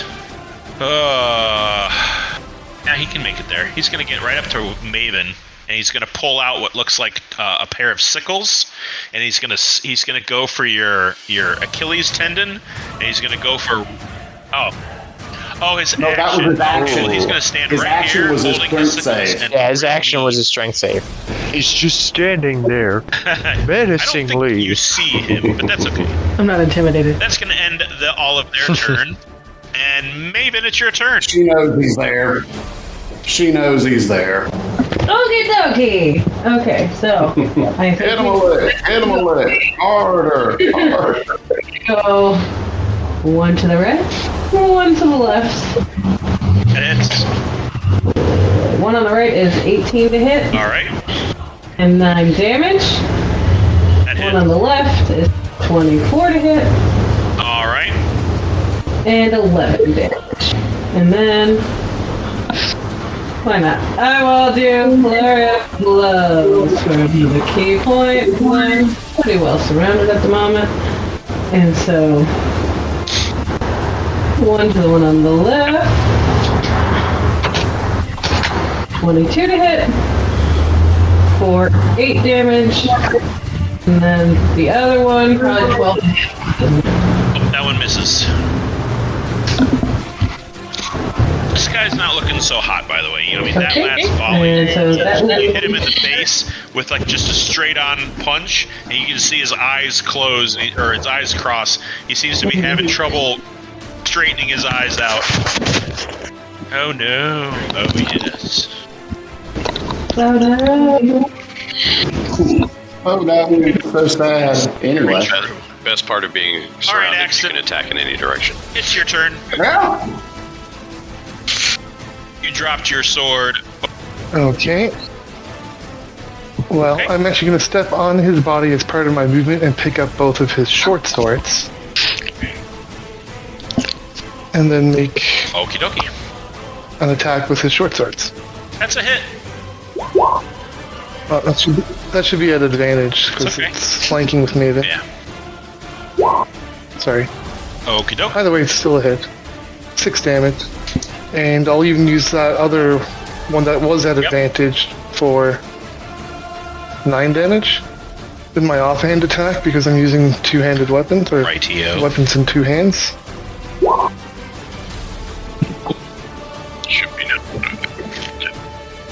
Should be no modifier to the damage. Yeah, there's no +5 on the last one. It's only 5. Yeah, he's still up.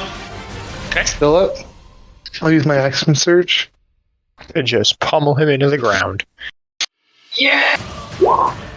Mm-hmm. 7 damage on that one. Okay.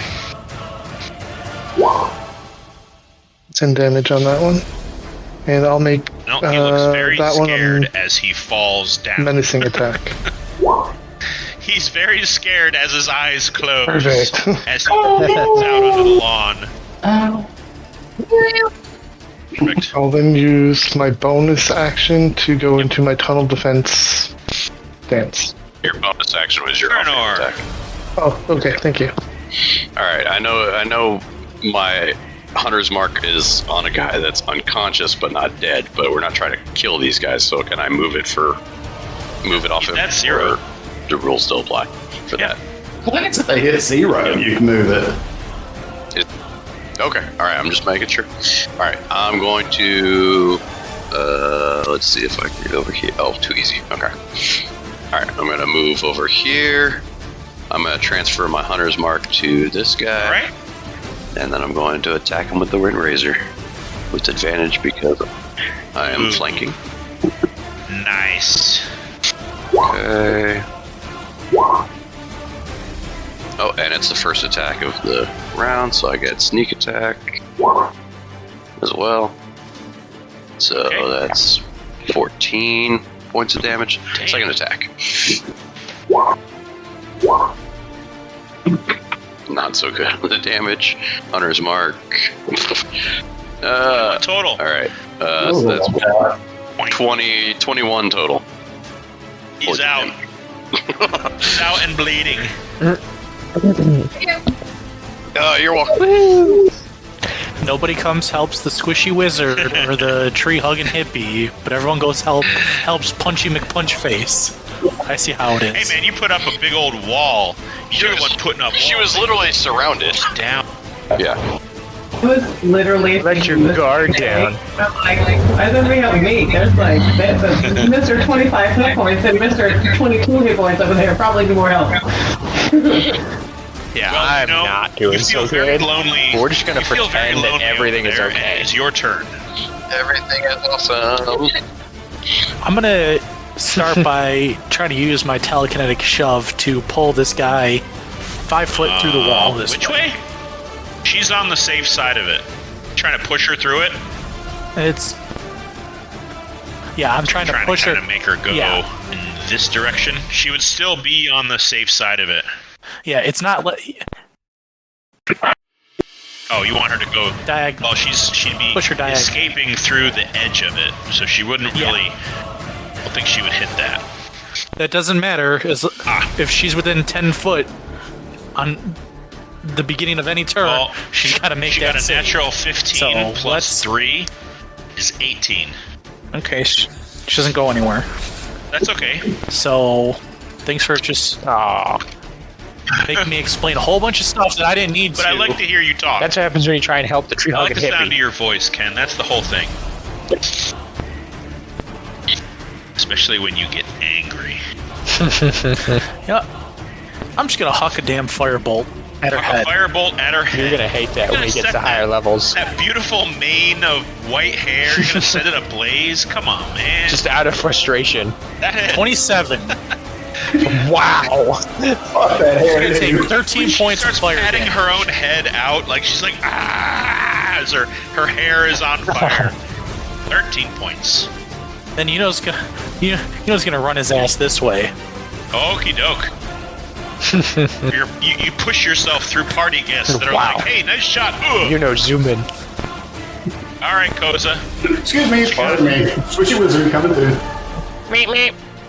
While she's Smack patting her away. head out, I am going to smack her with my shillelagh. Let me just find that spell real quick. Okay. So I can use my spellcasting ability as a modifier instead of strength, which I will do. Yeah. Oh boy. Oh no. Never mind. In that case, do I have any? Why I did don't you think I have roll teleportation spells. I don't know. I don't know why you did Oh wait, why did I roll You are charisma? not Yeah, charisma. just roll a d20. You're a big stinky hippie. Never mind. D20 and add 3. Kind of. That is not much better. She catches That's your shillelagh a with her 12. hand, and you see this Which blood I doubt in her hits. teeth, and she just kind of looks at you with this menacing smile. That's twice as good. Yeah. She kind of looks Still at you not like, enough. What else do you got? By the way, the two of you are almost eye to eye. She's a little taller than you. I don't know. What else do I have? She's not a Goliath. She's a real tall half. This is gonna sound real stupid, but it's all I got. Okay. I'm gonna pick up a pebble, cast magic stone, and throw it at her face. I can make a ranged spell attack with one of my pebbles. I have to make another attack roll. Dice gods, please make this better. Oh my god. Oh, come on! Sweet Jesus. Yeah, Maybe this is the fates telling you shouldn't be a combatant. what did Yeah, Gamora say in Infinity War? You asked the universe for a... Well, shit. No. Okay. Yes. That's gonna end my shit turn. At you for that, bro. Pravish, you're next. God damn it. Yeah. Oh, he's not laughing. I'm up. All right. I'm out next turn. There we go. I am going to move 15, 5, 10, 20 feet to come here. And I am going to once again It's a wisdom, right? I'm going to cast Tasha this time on this guy. And he's got a plus 20 in wisdom. That's He correct. passes for sure. Scout's honor promise. Wow. He finds you hilarious. All right. He's out. Mm-hmm. Can't we all He just finds get your choice along? of dress so funny that he doubles over in laughter. Alright, and then I'm going to use the remainder of my movement. I used 20 of it. I'm going to use another 10 to come up to back here. Alright. So, it is Thena's turn. Thena, I need Koza to make a strength saving throw. Oh, shit. And no, you don't get to use your Furbolg ability. Oh, no. Fuck. Alright, she is going to... She's grabbing Come on. right around the shoulders. Oh, no. Okay? Koza's going She is down. at the edge of that wall. She is going to grab you around the shoulders. You're unable to wriggle free. And she's going to spin you around and toss you right into the front of that fucking wall of fire. I need you to make a dexterity saving throw. Oh, great. Ugh. That's not enough, is it? Yuno. Hello. I'm using your wall of fire against you guys. Ken. And is DC is 16. Hey. roll some damage for me there, Ken. Yeah, I fail. Koza dies again.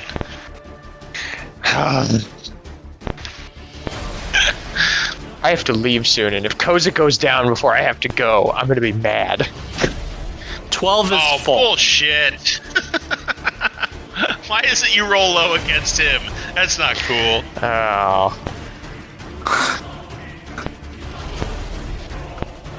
Oh well. Yeah, Koza's not doing great. That's her action though. Is pushing, throwing you. So you're actually right here. He kind of tosses you in a sort of a, what is that? A 180-degree arc right through that wall of fire, something like that. And then she's gonna turn around. That'd be more like 90 and, degrees. Go "Blah," to all these women right here, "Blah," and they're like, "Ah!" All right, he's out. He's out. This guy is unconscious. This guy's no, he's not unconscious. He's incapacitated. So at the end of his turn, he's gonna roll a natural 4 for his wisdom. So he's still laughing his butt off. Yep, he's gonna roll a dex save. He's gonna get a 13. This guy still has to roll for fire damage. Which is a failure. That fails. That fails. Is not enough. Do you want me to roll separate for him, or use? Well, yeah, I would roll separate for him. I don't know what I was thinking. They're two different people. Stupid. 26. 26. I gotta say, the he's the not wall laughing. of fire and Tasha's hideous laughter is a But great yes, it combo. is. When you make them fail automatically and they can't move, that sucks. Alright. This guy is not down. He is really, really badly burned. And he's going to move away. He does not like fire. He's going to pull out what looks like a pair of daggers that he kind of twirls around his fingers, and he's going to stab one right into Kravish's gut, and he's going to take the other one and jam it right into your neck. One is a 17, the other one is a 12. Right on. With the 17, I'm going to use cutting words.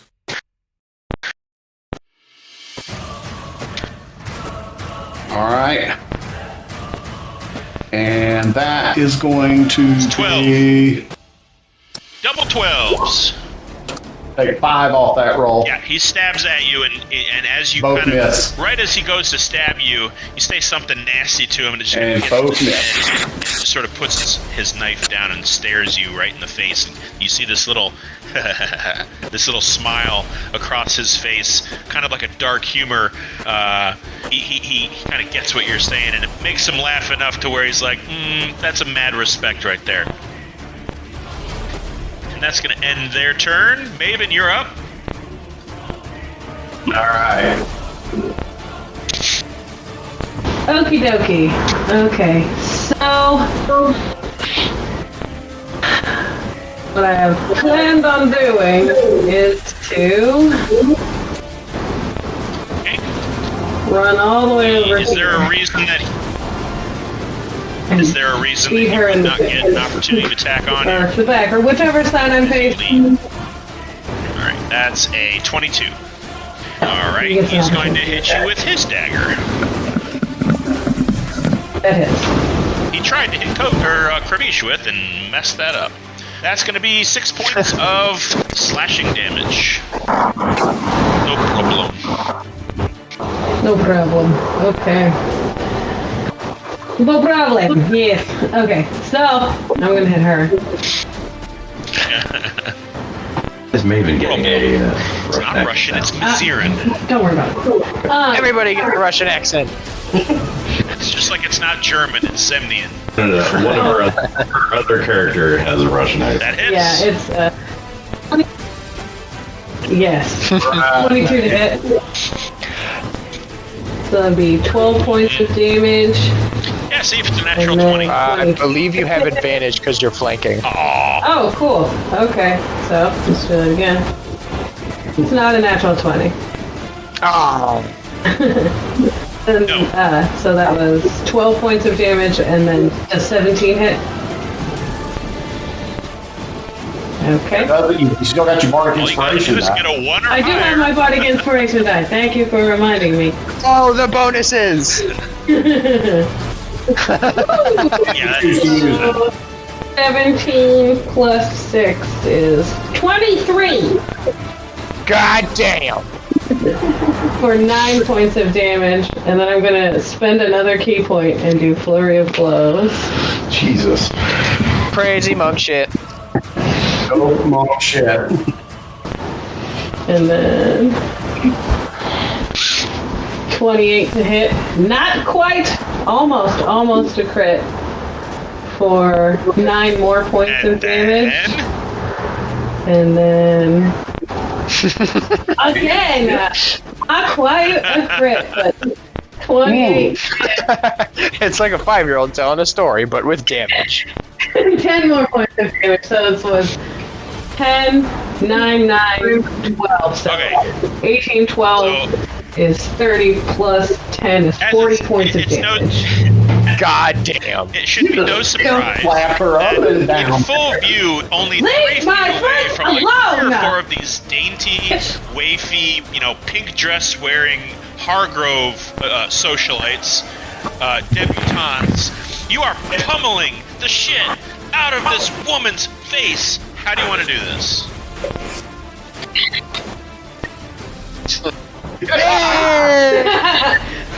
I'll take. So I will do a modified version of my brother's favorite boxing combination. I will take two left jabs, Bam, bam. You see her a right eyes hook, start and a to left squint cross. as she reels from Right the to the pain of your face. impacts. Finally, you catch her in the gut. She doubles over. She kind of pukes up a little bit of blood, spits it on the ground, kind of rests her hand on your shoulder, and just gives one wide grin through the bruises in her face, her teeth stained with blood, and she kind of slumps to her knees. As this one sees Thina go down to her knees, he turns to Kravish, just kind of holding his side, puts his daggers away and says, Now that is what I call a Maziran wedding. The crowd sits stunned until finally they erupt into applause. Yeah! I have to leave for work. Yeah, that's what happens when I work nights. Yeah, it was fun getting the shit beat out of me. Thank you, Maven, for the assist. It's been lovely playing with y'all. I'll see y'all in 2 weeks. Bye. Bye-bye.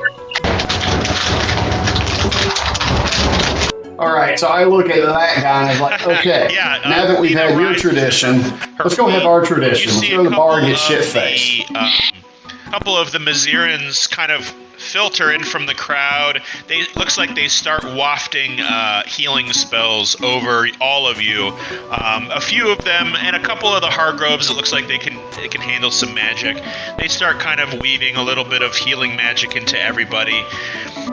So I'm gonna say everybody at this point, you can go ahead and apply a healthy. So I'm gonna say everybody 14 points of healing to anybody who wants it. 2 points of healing. 14 total to each, if you want it. I'll take it. It's available. Pool of 14 or just 14 to each? Oh, cool. I will take it. Yeah. Yeah, definitely. And with that, I think Coase is going to be like, yeah. As it is 6:30, you guys are all kind of collecting yourselves. Our gentle and giant out of breath crap, and kind yeah, of then. slapping the backs of the people you were just fighting as they're brought back to consciousness. We're going to go ahead and take a break. So we will be back after 15 minutes at 6:45, and we'll see you in a little bit. As you all stand there collecting yourselves, over the next 10, 15 minutes, kind of gallivanting with what at first was sort of a standoffish and cold-shouldered group of people in these Mazirans, you've found some kind of common ground in that, you know, fighting somebody gives you a certain kind of understanding of who they are. And common language of whoop ass. Definitely find yourselves kind of a little closer to them a little bit. Common language of whoop ass. You find yourselves in the tent. Oza, he wanted me to tell you that he cast Cure Wounds on himself for 8 points of healing. So I'll have to get that back to him. But you find yourselves in the main tent. Everybody at this point kind of carousing and laughing about the fight that broke out on the lawn of the Hargrove estate. Many of the guests, especially those of the Hargrove clan, kind of put off by the random violence that just erupted in the middle of a wedding. But you know, you hear them kind of snicker to themselves like, oh, these Mazirans have strange traditions, things like that. But, you know, you kind of look at these people with a little bit of a different light. Some of you, I'm sure, were super into the impromptu boxing match, while perhaps some of you others were a little put off by the whole thing. In any case, settle into your seats. You have a delicious meal of roasted goose and vegetables and pureed potatoes, and there's pies brought out and cakes. And Lady Kethra stands up and addresses the crowd. It is tradition amongst Raizazen to commemorate a joining such as this with a sacrifice, the birth of a new life in mine and Luther's together must be honored by the ending. And she gestures to her left. And you hear this meh as somebody brings out what looks like a stable goat, perhaps one of the ones that were on the property. It's kind of looking around all kind of wide-eyed and strange, not used to so many people staring at it for a goat. In the tradition of the Raizazen marriage ceremony, shall spill the blood of the lamb. And you see somebody hand her a very jagged and twisted-looking dagger. Lady Kethra takes her husband's hand, who kind of darts around, looking from one person to another, and kind of sheepishly stands towering over her, but still looking small compared to her. You see Sir Thorsten and Sir Ulysses Hargrove kind of look at each other as Penelope kind of looks to young Reese, who's kind of looking over everyone's shoulders like, what's going on? Lady Kethra rounds the table in front of the goat, grabs the goat's horns and lifts its head, exposing its neck. You hear several gasps of the crowd like, oh, what is she? As she slides the knife across the goat's throat. You see Penelope covering young Reese's face as there's several, oh my gosh, barbarism. There's guffaws and cries from the crowd. Doing their best to keep their voice down, but still sort of disturbed at this strange tradition. All the Mazirans lean in close on their knees, respectful and endearing nod and smile. The blood flows. Lady Kethra reaches down and dips her thumb into it and presses it to her forehead. Presses it to Sir Luther's forehead. We have been blooded and bonded in the eyes of the gods. Now, you hear the wedding party on Lady Kethra's side start to clap and cheer. Woohoo! And they start muttering in a language that you've never heard before. You've heard it, you just don't understand it. They all cheer, and they all gallivant and applaud. They take the goat carcass away. Lady Kethra grabs Sir Luther, and the two begin dancing to an ethereal, eerie sounding music. They begin to dance, and they grow a little taller, and a little taller, and you notice that there is air beneath them, flying, gliding, to the point where they begin moving in and out of the crowd, and they're joined by another couple who begins to twirl and glide. Another and another, all on Lady Kethra's side. Hargrove clan sits stunned, trying to console those of them with weaker constitutions, until eventually they nervously kind of grab their partner and begin a slow waltz to the music, followed by another and another, until the dance floor is now full of couples, some floating up and then down, others gliding across the dance floor itself with a weaving motion, until Hargrove and Maziran all intermix as one people. Evening draws to a close. Lady Kethra and Sir Luther bid their farewell and good night. Hargrove clan seem eager for her to leave, as the Mazirans sneer and chuckle to each other at the lack of stomach for what they consider to be an honorable night comes to a close as it draws dark and darker still at night. What would you all like to do as the night closes? Oh, yeah. Well, you're outside. I'm assuming that they're all very much still here and we're down in the basement. Oh, yeah. Oh, no. They okay, so their wedding ceremony. Is the party still going on, or are things pretty much wrapped up?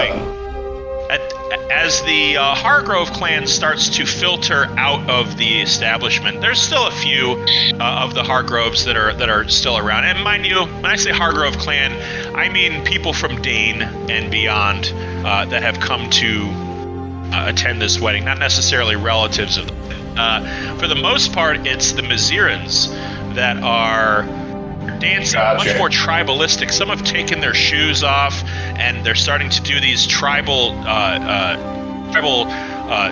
dances around a central pyre that they've actually lit aflame, and it's gotten a little more prehistoric and primordial in their celebration. They're passing around flasks of this very deep brown, thick liquor-like substance, and it's getting a little rowdier.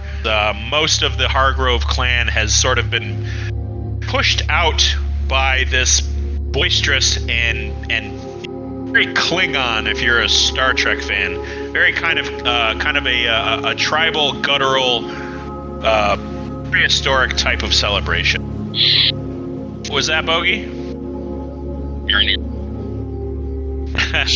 Yeah, I mean, you kind of grew up with this kind of Terranor is not bothered one bit. Tribalistic in their roots, although many of the Mazirans still retain their kind of upper crusty, stiff upper lip kind of nobility mentality, while many of them have devolved into kind of a caveman-like rejoicing in this celebration.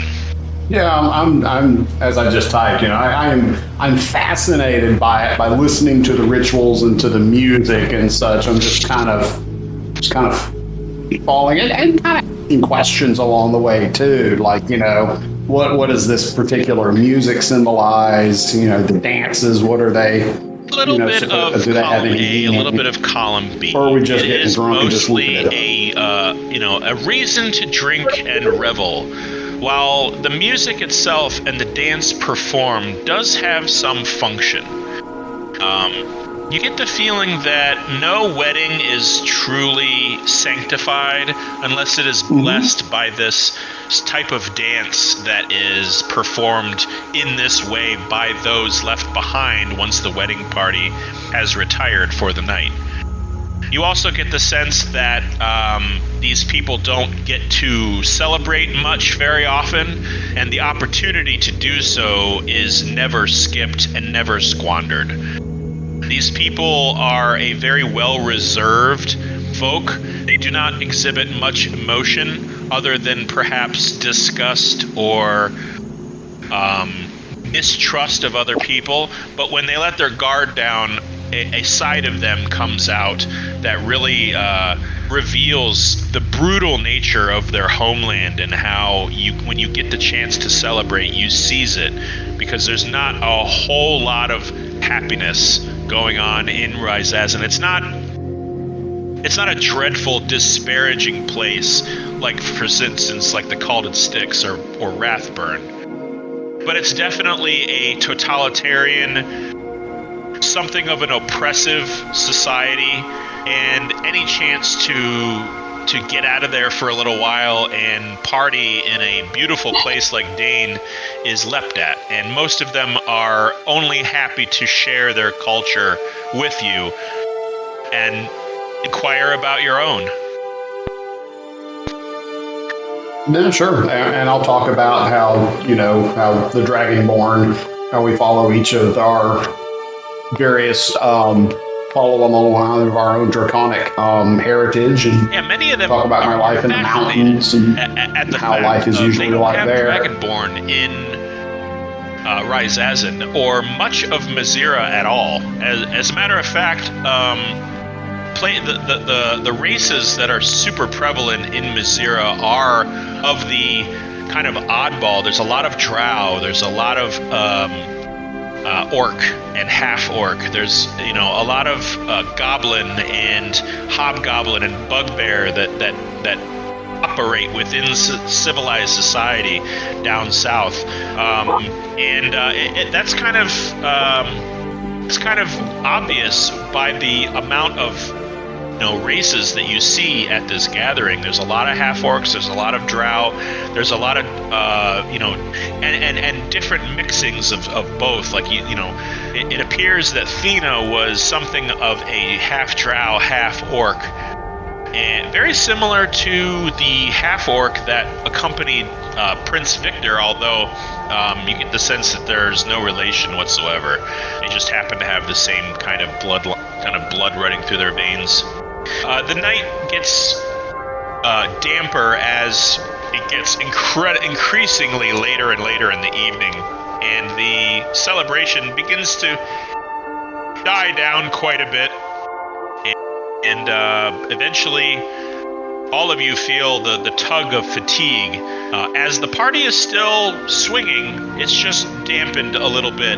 But it's about 2-3 o'clock in the morning before you're all just at the point where you're like, all right, I've had enough. Especially after that beating we took. Is anyone else still with me? I mean, I was gonna say, it feels like we closed the club, so it's time to crawl on home. Bed. I'm gonna say, just for the sake of argument, that Koza went to bed first. He's a little bleary-eyed, a little worse for wear.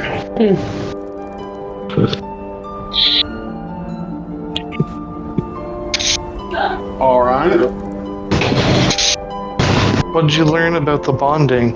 Was there, there's definitely magic involved there, right?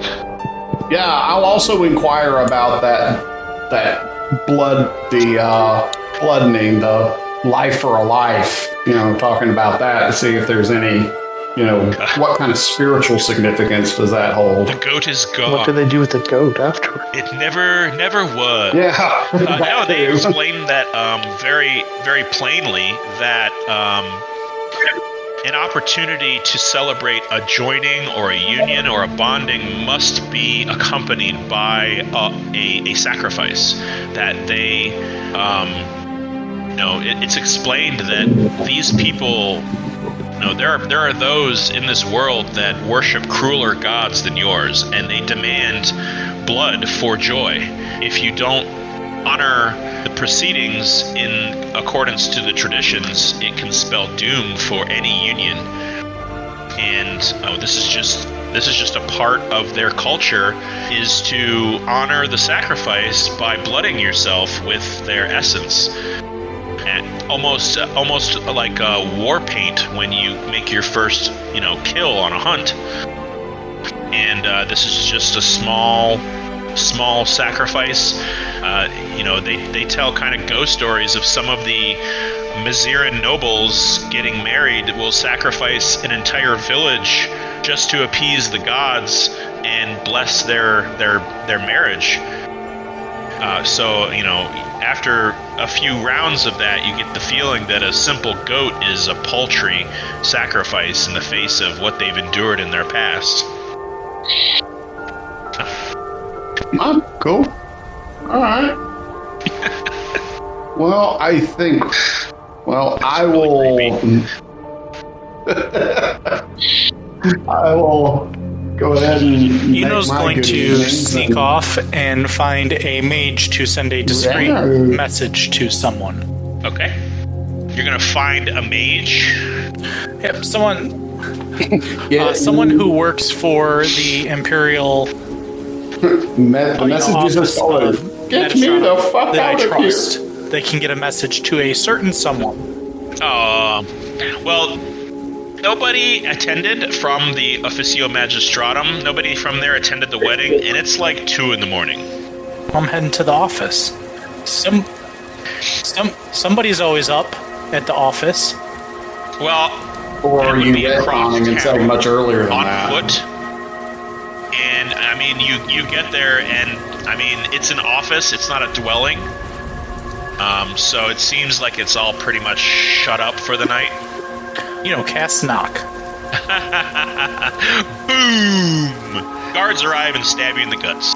Roll a new character. And I'll say that. Good, you're up. You definitely could have flagged somebody down at some point during the day before the wedding started, or halfway through the wedding, before it got super late. If you wanted to go through that, I have a bit of information. It's super late, and they don't live there. So I did that, and I sent you a message about what I'm sending. Okay. Is that just for me, or do you want to tell everybody? That's just for you. It's gonna have implications later on. Now read your note in front of the entire class. If it's super important, everyone should know it. I'm sending. Nope, that's cool. I got that. You sent a message to a person. I did. Oh, I just sent a message. Mute again. No, Yuno. Yeah, I guess if he doesn't mute it right after he talks, everything around him, I get why he mutes it. But the night draws to a close. You all find your beds, a very welcoming and warm sight. You've been assured by the housing staff that the locks on your rooms have been checked and they are functioning.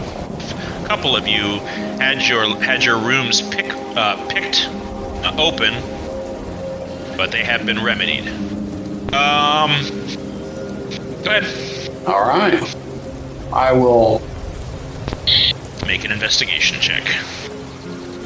I'm going to go ahead and inspect my belongings just to be sure. Everything seems in order. You're a little too tired to really go through everything as it's late. Efficiently as you would like. You're just kind of looking around, going, okay, good enough for me. How I left it, and just kind of collapse into your bed. Yeah. It's been a long day. Yuno's going to cast alarm as a ritual, just for an extra layer of protection. Yep. Your ward is up. You feel protected as you nestle into your bed. The morning comes to you. You may all apply a long rest. Oh yeah. Can anyone hear me? We can hear you now. You talked earlier and we couldn't hear you. I believe Okay. I do. Who has the Orb of Farsight? Oh, you mean the Okay. Yeah. Before I go to bed, I'm going to inquire, get that from Yuno, and I'm going to focus on stabs Baranor in the hand for trying to take glade in the Jasper Wood, where there are two mounds, and I requested from you in this glade, these two mounds. You see, but that's all I do. Little woodland creatures, and then I go to bed, kind of darting in and out as there are flowers that have bloomed many seasons ago and many seasons since, and these little woodland creatures in some way overlook these mounds, and that's what you see. You see Baranor stare into it, and you see two humps covered in grass, and he looks at them real longingly, and you are a little confused. Yuno chalks it up to Rangers being weird and just go, I don't know what that dude's problem is. We're good.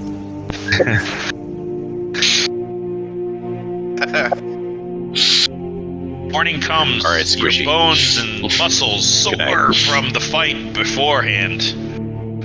You find yourselves ready and eager for a day off as Maven prepares for the hand-to-hand combat competition and the party after next day. You guys can all decide what you would like to do on this day after. Yeah. So what we can do is, submittable to it, we'll go down the list. Start with accident. Accident like to do for this week period. Yeah. Big decision. Wow. What? Okay. Go ahead and roll. First of all, make an investigation check. You first have to find these people. And it's not going to be too hard because you've already placed bets with the guards before. They don't particularly seem interested in betting on the hand-to-hand combat. They're more interested in the free-for-all, which is the very next day. But they do point you in the right direction to some seedy gentlemen that will take bets on anything. I mean, you could bet which bird is going to fly off of a fence post. A 7. You find one guy. He is squatting behind only a 7 for my investigation. He says that he will definitely take your money. And bet it on stuff. Kind of, he gets up from his squatting position. I don't really trust kicks some dust over where he was sitting. And he tries to follow you with his hand up, saying, "No, please, I'll place your bets for you. Come on." But what would you like to do instead of betting? I'll do something struck out. I guess I'll look for materials to start building a new set of full plate armor. Stern Forge. I mean, you find all... Cool, I'll see if I can find any interesting or useful materials. And I don't know, is there anybody that would be able to assist me in, finding this type of material or negotiating with me? Talking is not really that bad. There's my girl, the Smith. What's her name? I'm blanking on her name. Yeah, she's at the end of Stern Forge Lane. Thank you. Okay, yeah, I'll swing and hammer it into a piece of steel in her shop. Seems like she's done a little bit more business than when you guys had come across her before the blacksmithing comp, and she recognizes you. Well, come on in, Axton, right? Well, what can I do for you? How's Baranor, by the way? That's right. That's Elk. Well, Baranor seems to be doing fairly well. Well, just let him know if he wants to sell whatever assistance you helped him with has helped him might have a buyer for him. Quite well. Well, what can I do for you, Axton? I'll let him know. But as you can see, if you look at my armor, it's starting to get a little bit beat up. Well, it's a little bit worse for wear, and I'm having a hard time maintaining it. Do you have any materials or any ideas on how to update or possibly make a new set? You can replace, and she kind of takes your armor. I'm assuming you've taken it. You're not wearing it. You've just brought it with you. You kind of lay it out, and she kind of I just brought it in.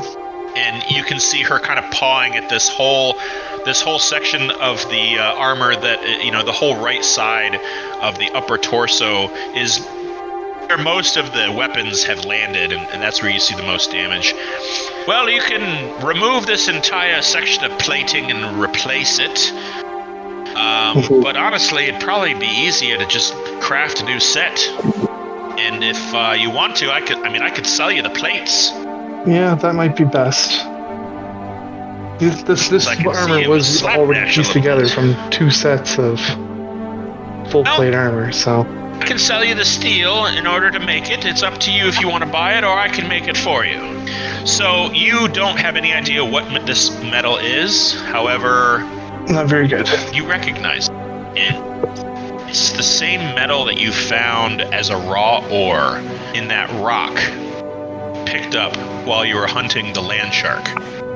Oh my god, did anybody remember what that was? A sample of it, if I remember correctly. I don't think we ever fully identified what it was. And as you bring that rock of raw ore out from your inventory... We did. And kind of compare the two, they are a perfect match. Well, this is palladium. Huh. Palladium is a very interesting metal, if you're looking for interesting. It's not cheap, though. If you want enough to make a full suit of steel with it, it's going to cost you about 1,000 gold. Well, take out my sack and I'll lay it down. Palladium, and she hands you here's 1,000 of these kind of gold bullion bar-looking ingots. They're about maybe 8 inches long, 3 inches tall, about 2.5 inches wide. She said, if you are really interested in making a suit of armor out of this, I would take great care and really make sure you know what it is you're doing. Because if you mess this up and ruin it, that's it. You can't really make it again. This is a unique metal that once it's formed into its shape, it holds it. And if you make it into a shape that really doesn't work as armor, well, you've got a ton of palladium scraps. Make a persuasion check. Well, would you be willing to show me how to do one? Oh boy. Persuasion. I mean, if I show you how to do it, that'll be me doing it. Nope. I mean, it's hitting it with a hammer, getting it hot. You know what? Come on. And she brings you over to her forge, and she starts working the metal.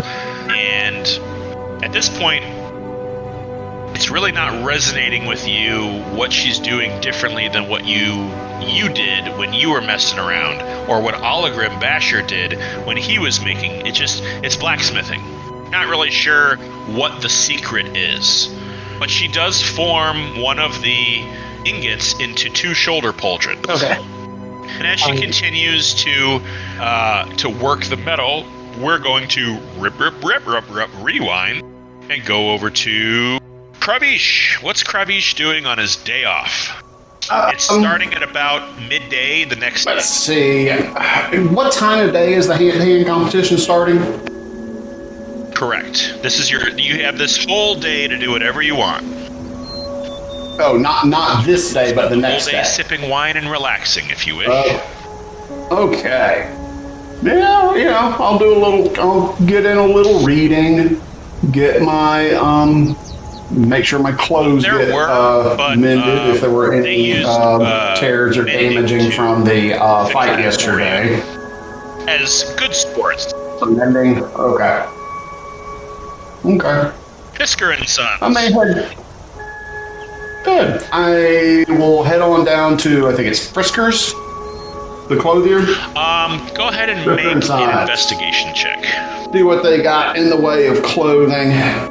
Nice. Yeah, so Fisker and his son seem a little busy. They are in the middle of outfitting an entire party of adventurers who just got back from a really lucrative mission. And all of them seem to be interested in fancy dress. It's possible that this is a party of bards, and all they care about is spending their hard-earned money on getting themselves outfitted. So it's hard for you to find any help when it comes to being serviced. But on your way out, that's fine. I was just going to say that on your way out, I'll get chatting with the bards. You catch sight of a garment. It's a bright, almost a bright, kind of a neon blue in its base tones, and it has these iridescent strips that run down the sleeves and reveal that blue is actually an ever-changing kind of oily on water sort of, and it reminds you of your cloak in its dormant form, and there's a pretty hefty price tag on it, but unfortunately there's nobody available to show it to you. There are no price tags on any of Fisker's clothes. What's the price tag or like on a, hey, can I try that on, and then they talk to you about it. Okay. Fisker, his son, and their little gnomish female. Oh, okay, but there's nobody available to this talk to me? Party of rather rude and boisterous adventurers. As you say, you'll chat up with the bards. They actually snub their nose at you. All right, well... Yeah, you hear the word filthy scale skin. I'm just getting stonewalled over here. They don't appear to hear them. Pungent milk drinker. I'll try harder next time. And you said you wanted to read? Well, I guess that's that. I'll head on out then. Okay. I mean, you have 16 hours. Yeah, I'll get in probably about at your another disposal. 2 to 3 hours of minus reading. 2 or 3 for meals, but you can certainly read while you eat.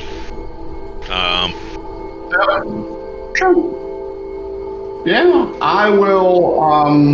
And also, I'm going to invite Maven out that to would be my next stop is Maven. a late lunch. What would you like to do in the morning?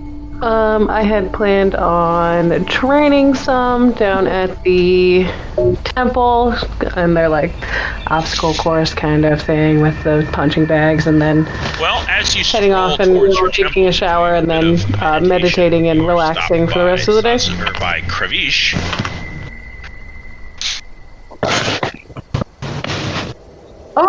Maven, I hope I'm not intruding on anything. I was just coming to see if maybe you would care to walk with me and maybe take in lunch. Sure. I didn't really have many plans for the rest of the day. Just trying to keep myself in the game for the rest of the...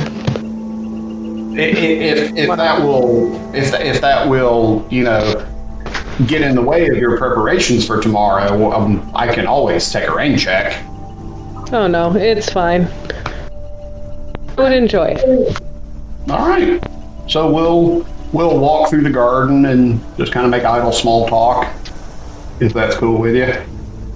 Works for me. You find yourself to the Wisteria tavern and which is have some quaint lunch. Outdoor garden cafe. They seat you both at a two-person table surrounded by hanging flowering plants that all kind of wind through this lattice of scaffolding that sort of surrounds the ceiling of this whole place. And I can't resist. And we'll get into what we're going to talk about next session, because right now we're going to move over to Baranor. Baranor, what would you like to do for the day? Sure. I didn't have too much planned. Let's see. I'd like to do some training, throwing some daggers and stuff. But I want to go to. I don't think I was there for that session. Did we ever find a jeweler in town? Jeweler. You guys have found a couple of magic shops, but I wouldn't say you specifically found a jeweler. Yeah. Go ahead and make an investigation check. I'll say with advantage because... Okay. Can I look for a jeweler then? Well, let me think. Do you want advantage or do you want the DC to be low? Okay. I'll give you the choice. Sure. Investigation. What's the stat I'm using? I'll take advantage. Advantage. I mean, there is kind of investigation. I don't want to say an upper crusty part of town, but there's definitely like a diamond district where a lot of the nobility will conduct business. The debutantes, the socialites, will go to shop for clothing and jewels. And you're able to find a jeweler called Grisson. Diamond Exchange. Yep, Grisson. Diamond Exchange. You open the door, there's a little bell that gets hit by the door as it opens. There's a little cling cling.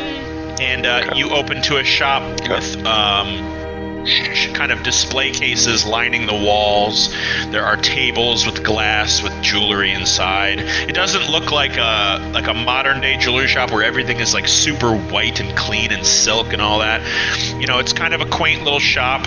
There's a white-haired gnome with kind of a multi-layered eye loop. He's kind of right now staring at what looks like a platinum or silver ring with a blue gem embedded in it.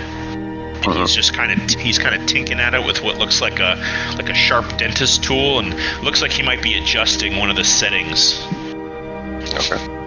He kind of looks up and his eye loop plops out of his eye. He's like, hello. The short, hello. gnomish fella, white hair, bushy kind of chin beard. He's wearing a smart green suit with green trim, or with dark green trim, and he just kind of hops off of a stool and. I like to assume that gnomes sit on a stool with their feet straight out because they're so tiny. And he just kind of walks up what looks like a small set of stairs so that he can at least meet your chest behind this desk that he's at. Well, hello. What's a ranger business to do with the Grisson Diamond Exchange? I came across this little item in my travels, and I'll pull out the rusty sword hilt with the sapphire in it. Well, I don't remember if the DM remembers this. Okay. Well, let me take a look. And I know. Looks like he but pulls the on gem that a is pair of black silk gloves over in the his sword fingers, hilt, obviously, and grasps the dagger in his hand, and just kind of scans it with his eye, grabs his loop and sticks it in his eye, and kind of pinches it with his eye muscles. And he just kind of looks at the sapphire, and he just kind of looks up and even says, "Well, would you like me to remove the sapphire and appraise it apart from the dagger, or are you looking to appraise the entire weapon?" Very good. And I mean, the weapon is a rusty sword hilt, as far as I can tell. A very small pair of just metal the gem. pliers, and you see him kind of pry the settings loose, and the gem just kind of plinks out, and it's a perfectly round, almost marble-like sphere of sapphire. And he picks it up with a pair of forceps, and you see him kind of he reaches over to his desk, and he has what looks like a wooden match, but as he sparks it with a flick of his thumb, you see this ethereal blue light emit from it, and he kind of holds it behind the sapphire, and then looks at it through the other side, through his eye loop. And he just kind of rotates it, and inspects it. He's like, very nice crystalline structure. I don't see too many imperfections in its formation. It's been hand polished. It looks at least early third age, if not late second age. It's a beautiful stone. What exactly did you want for it? Well, a stone like this would look very nice in the frontal setting. I was just curious on how much it was worth. Not exactly prime placement for a ring or a bracelet. A little too large. Now, mind you, it's about the size of a grape. So it's kind of hefty. It doesn't look like it would fit in a ring unless it was a big ring. But it's a good quality sapphire.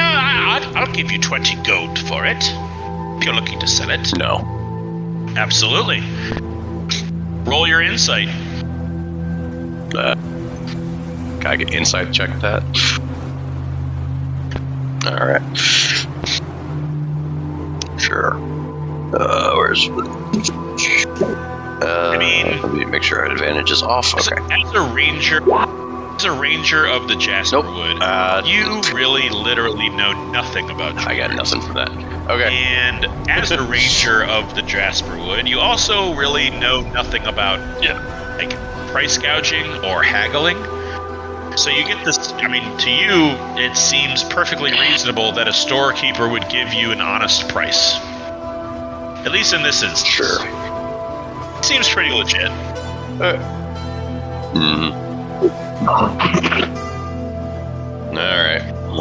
Alright. And he hands you a small... Myself, I don't agree with it, but my character obviously small little pouch finds nothing wrong with it. So 20 gold it is. 2 platinum. Would there be anything else, sir? Oh, you're welcome. Do come back when you've got something else to show. No, thank you. Thank you for your time. Good day. Alright. Sure thing. Okie doke. And last on the list is Yuno. What would Yuno like to do? I got nothing else for his the rest day of the day. off? Yuno's going to start by investigating with my network of unscrupulous shady merchants. Okay. And see if they've come across anything I might be interested in. What would you like to, as far as physical items or lore? Physical items. Like, so you're looking for goods? Yeah, remember I set up that agreement between the Marquis and the shady back alley character? Which is... hold on. I bet it's going to take me 5 years to scroll that far to find that guy's name. Yeah, I'm just up to yesterday. You guys post so many damn memes. Okay. Okay, so go ahead and make why don't we call this an investigation check as you reach out to your contacts in the Marquis's employ. Unnatural 20. Okay. So what the guy has right now, he's got this, what looks like a kind of a gilt, and the material that the crown is made of does special or interesting. It doesn't even look like gold. If you could imagine one of those plastic Burger King crowns, it kind of looks like that, except for one of the jewels. And with an unnatural 20 in investigation, I want you to go ahead and roll an insight check as well. 17. 17. Okay. So you are pretty sure that this guy is.